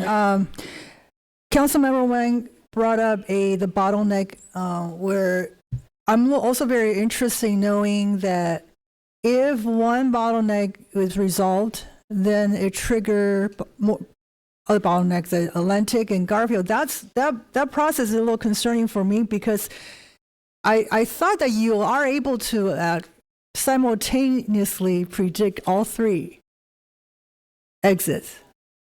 Because Atlantic and Garfield are both main streets in Alhambra. So I would hate to see that we solve one problem at Fremont and then trigger the other problem at Atlantic and Garfield, then the public's not going to be happy with us. So I would say that if I'm sure there's a way for you to make projection on all three. And I think that's really important for me. And there absolutely is a way to make that projection. And that's our approach. Even though we'll be doing the environmental phase for Fremont, the plan is to do modeling for all of the whole area, all 4 projects, and really get an understanding of, how does the braided ramp impact Atlantic and Garfield so we can make an informed decision. The Fremont environmental process or the Fremont environmental phase will ultimately have a boundary around Fremont, that's the study limits, but we'll be able to know as we develop the alternatives for Fremont how they impact Atlantic and Garfield, and that'll help us inform which alternatives we carry forward through that environmental process for Fremont. That makes sense. And I want to make sure that the funding allocations are sufficient to address all 3 possible bottlenecks. Does that make sense? Because I don't want to spend a lot of money on the Fremont bottleneck and then not enough funding to address the other 2 possible bottlenecks. Yeah, we would have the answers to holistically how everything interacts before we ultimately make a funding decision of what project we want to move forward with. Okay, sounds good. Thank you. I think to address Councilmember Lee's concern, this needs to be understood before the EIR process, because if we go into the EIR, we study the impact, we understand that, but at that point, there's only one option that doesn't have the braided ramp, correct? So at that point, if we understand the impact downstream, and if this is a concern for Councilmember Lee and maybe others here, then at that point, our only option is to ditch that option. We don't have the ability to come up with new designs that will be effective and helpful at that point. So this is my point, that I think that there's many questions that need to be answered before we even head into the EIR process. And that's not something to be figured out in the EIR. It's something to be figured out before the EIR starts. Yeah, we absolutely agree. And the actual draft environmental document is only the later half of the environmental phase. The first half of the environmental phase where we're developing, we do scoping, we develop alternatives, we run the traffic analysis, will allow us to determine these conclusions that you're talking about prior to finalizing the draft environmental document. So the way the process allows us to go is we're not going to get pigeonholed into, oh, well, this is what we've determined for the draft EIR, and then after the fact we find out that the traffic analysis downstream has negative impacts.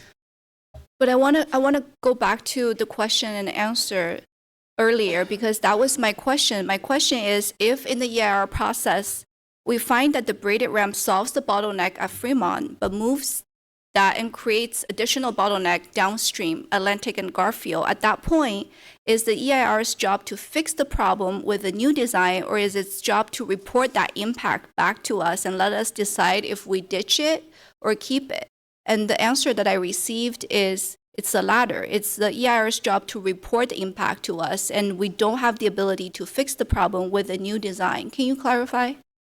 I'll clarify just on the answer point, right? When we're talking about ladder and the ability to do so, we're talking just in terms of the study limits of Fremont. So when we're talking about Atlantic and Garfield, those would be outside of the study limits for Fremont, right? So the reports will be back, but the options to potentially mitigate that issue or solve that issue, it just, from an environmental standpoint, where are the study limits of those improvements that could potentially solve those issues? If it's a surface street option, like we were talking about for Fremont, those could potentially be in the study limits, and those could be a design alternative, right, that we could pivot to. But if it's over at Atlantic and Garfield, it would be a separate project that would have to address that if the solution lies at those interchanges. So it depends on where the solutions potentially lie, right? If whether they're within the study limits for this Fremont interchange job or elsewhere. Okay, so in the EIR process, we will be able to study the impact downstream at Atlantic and Garfield, but we will not be able to come up with a solution outside of the Fremont scope. So we have a Is that the flexibility in the scoping process, right? Because right now we have study limits. Right now we don't. We're going to develop study limits for Fremont and to figure out what we're going to study, right? The whole thing was figuring out exactly what we're going to study. And if we're talking about considering the traffic at Garfield and Atlantic, then that becomes part of the study, right? But if we're talking about implementing improvements at Garfield and Atlantic that potentially have environmental impacts, that would need to be part of the study as well to be able to pivot and make improvements at those locations. But if we're talking about in context of just, hey, what's going to happen downstream and what's going to happen as a holistic system, those could be studied in the environmental phase. Okay, all right. Hearing what Mayor was saying, I just wanted to clarify something. That I think I heard you say that you would like to explore the option of having the Stub go forward before the Fremont interchange project. That is a option. That is a possibility you would like to explore at least. Is that? Yes, absolutely. Okay. Explore it. So then I guess I wanted to just point out the process concern that I have with that. I do agree with that. I would like to explore as well. No conclusions. I don't know which way I would go, but I like to explore that. But the way we're headed right now is that there is a EIR process for Fremont interchange project right now. We're going to go into and If they sign the document. Correct, if they sign that document. So, and then if we go forward with that, we are already seeing the construction cost has escalated enough that the funding allocated for the Stub is not enough. So we don't have enough funding. We already know that. And if anything happens to the Fremont interchange, it puts that funding for the Stub at more risk than what we're seeing right now. So I just think if that's the intention of the council, that we want to explore that, then that exploration needs to happen before we commit to the EIR process for the Fremont interchange. That is the Guys. It's not agendized for closed session. Please, can we listen? We completely rearranged the meeting last time. We've waited. It's the only thing on the agenda. It's the only thing on the agenda. There's an entire group that came for this. And you guys have spoken for 4 hours. You've had dialogue. We're almost done here. Just let us finish, please, folks. It's disrespectful, Mayor. What you told us last time you didn't do. That's what you're trying to do. Literally, she's asking roundabout questions for 4 hours. Look, We are not much longer. Let us finish. Please let us finish. Let us finish, please. Please let us finish. You don't want to hear the people. Ms. Vargas, this is a community item as well. Okay, then we need to be respectful. Let us finish it up.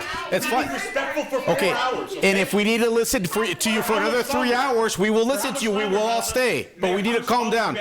Let's be respectful, please. Everyone's bored and on their phones. Every single council person is bored on their phones. It's meandering. Okay. We can't even do public comment. You will, guaranteed, you will. Okay, let us move on and finish, and you'll get to it. How much longer? I can't tell you. It could be 5 minutes. It could be 10 minutes. We're almost there. We're almost there. Take a seat, please. We're almost there. This is too much. Let us finish it out, please. We'll get there. I have not been paying attention to what you guys are talking about because it's boring as fuck. Can you please tell me how much longer you all need? They're just peppering questions at them. They don't have to I know it's not on you, and I have no issues with you. You guys are probably here for a very. they're just answering questions. We're wrapping it up. We're wrapping it up. Councilwoman Wynn. Okay. We are We're wrapping it up. If We you are give us an wrapping it up. opportunity, give us an opportunity to finish. Meandering. Let us finish this discussion. Mr. Bond, you're a resident. You're a resident. You know that this matters to Alhambra. 60 years in the making. Guys. It happened, sir. It happened, sir. Mr. Bond, you're a resident. You're a resident. Let us. You're a resident. Let us finish, and we'll move on. Let us finish. Please. let us finish the item. Let us finish, please. Ma'am, Miss us Vargas, finish. Miss Vargas, you want respect? Give respect. You want respect? Give respect. Right? You want respect? Give respect. Let's finish it up. Hey, David,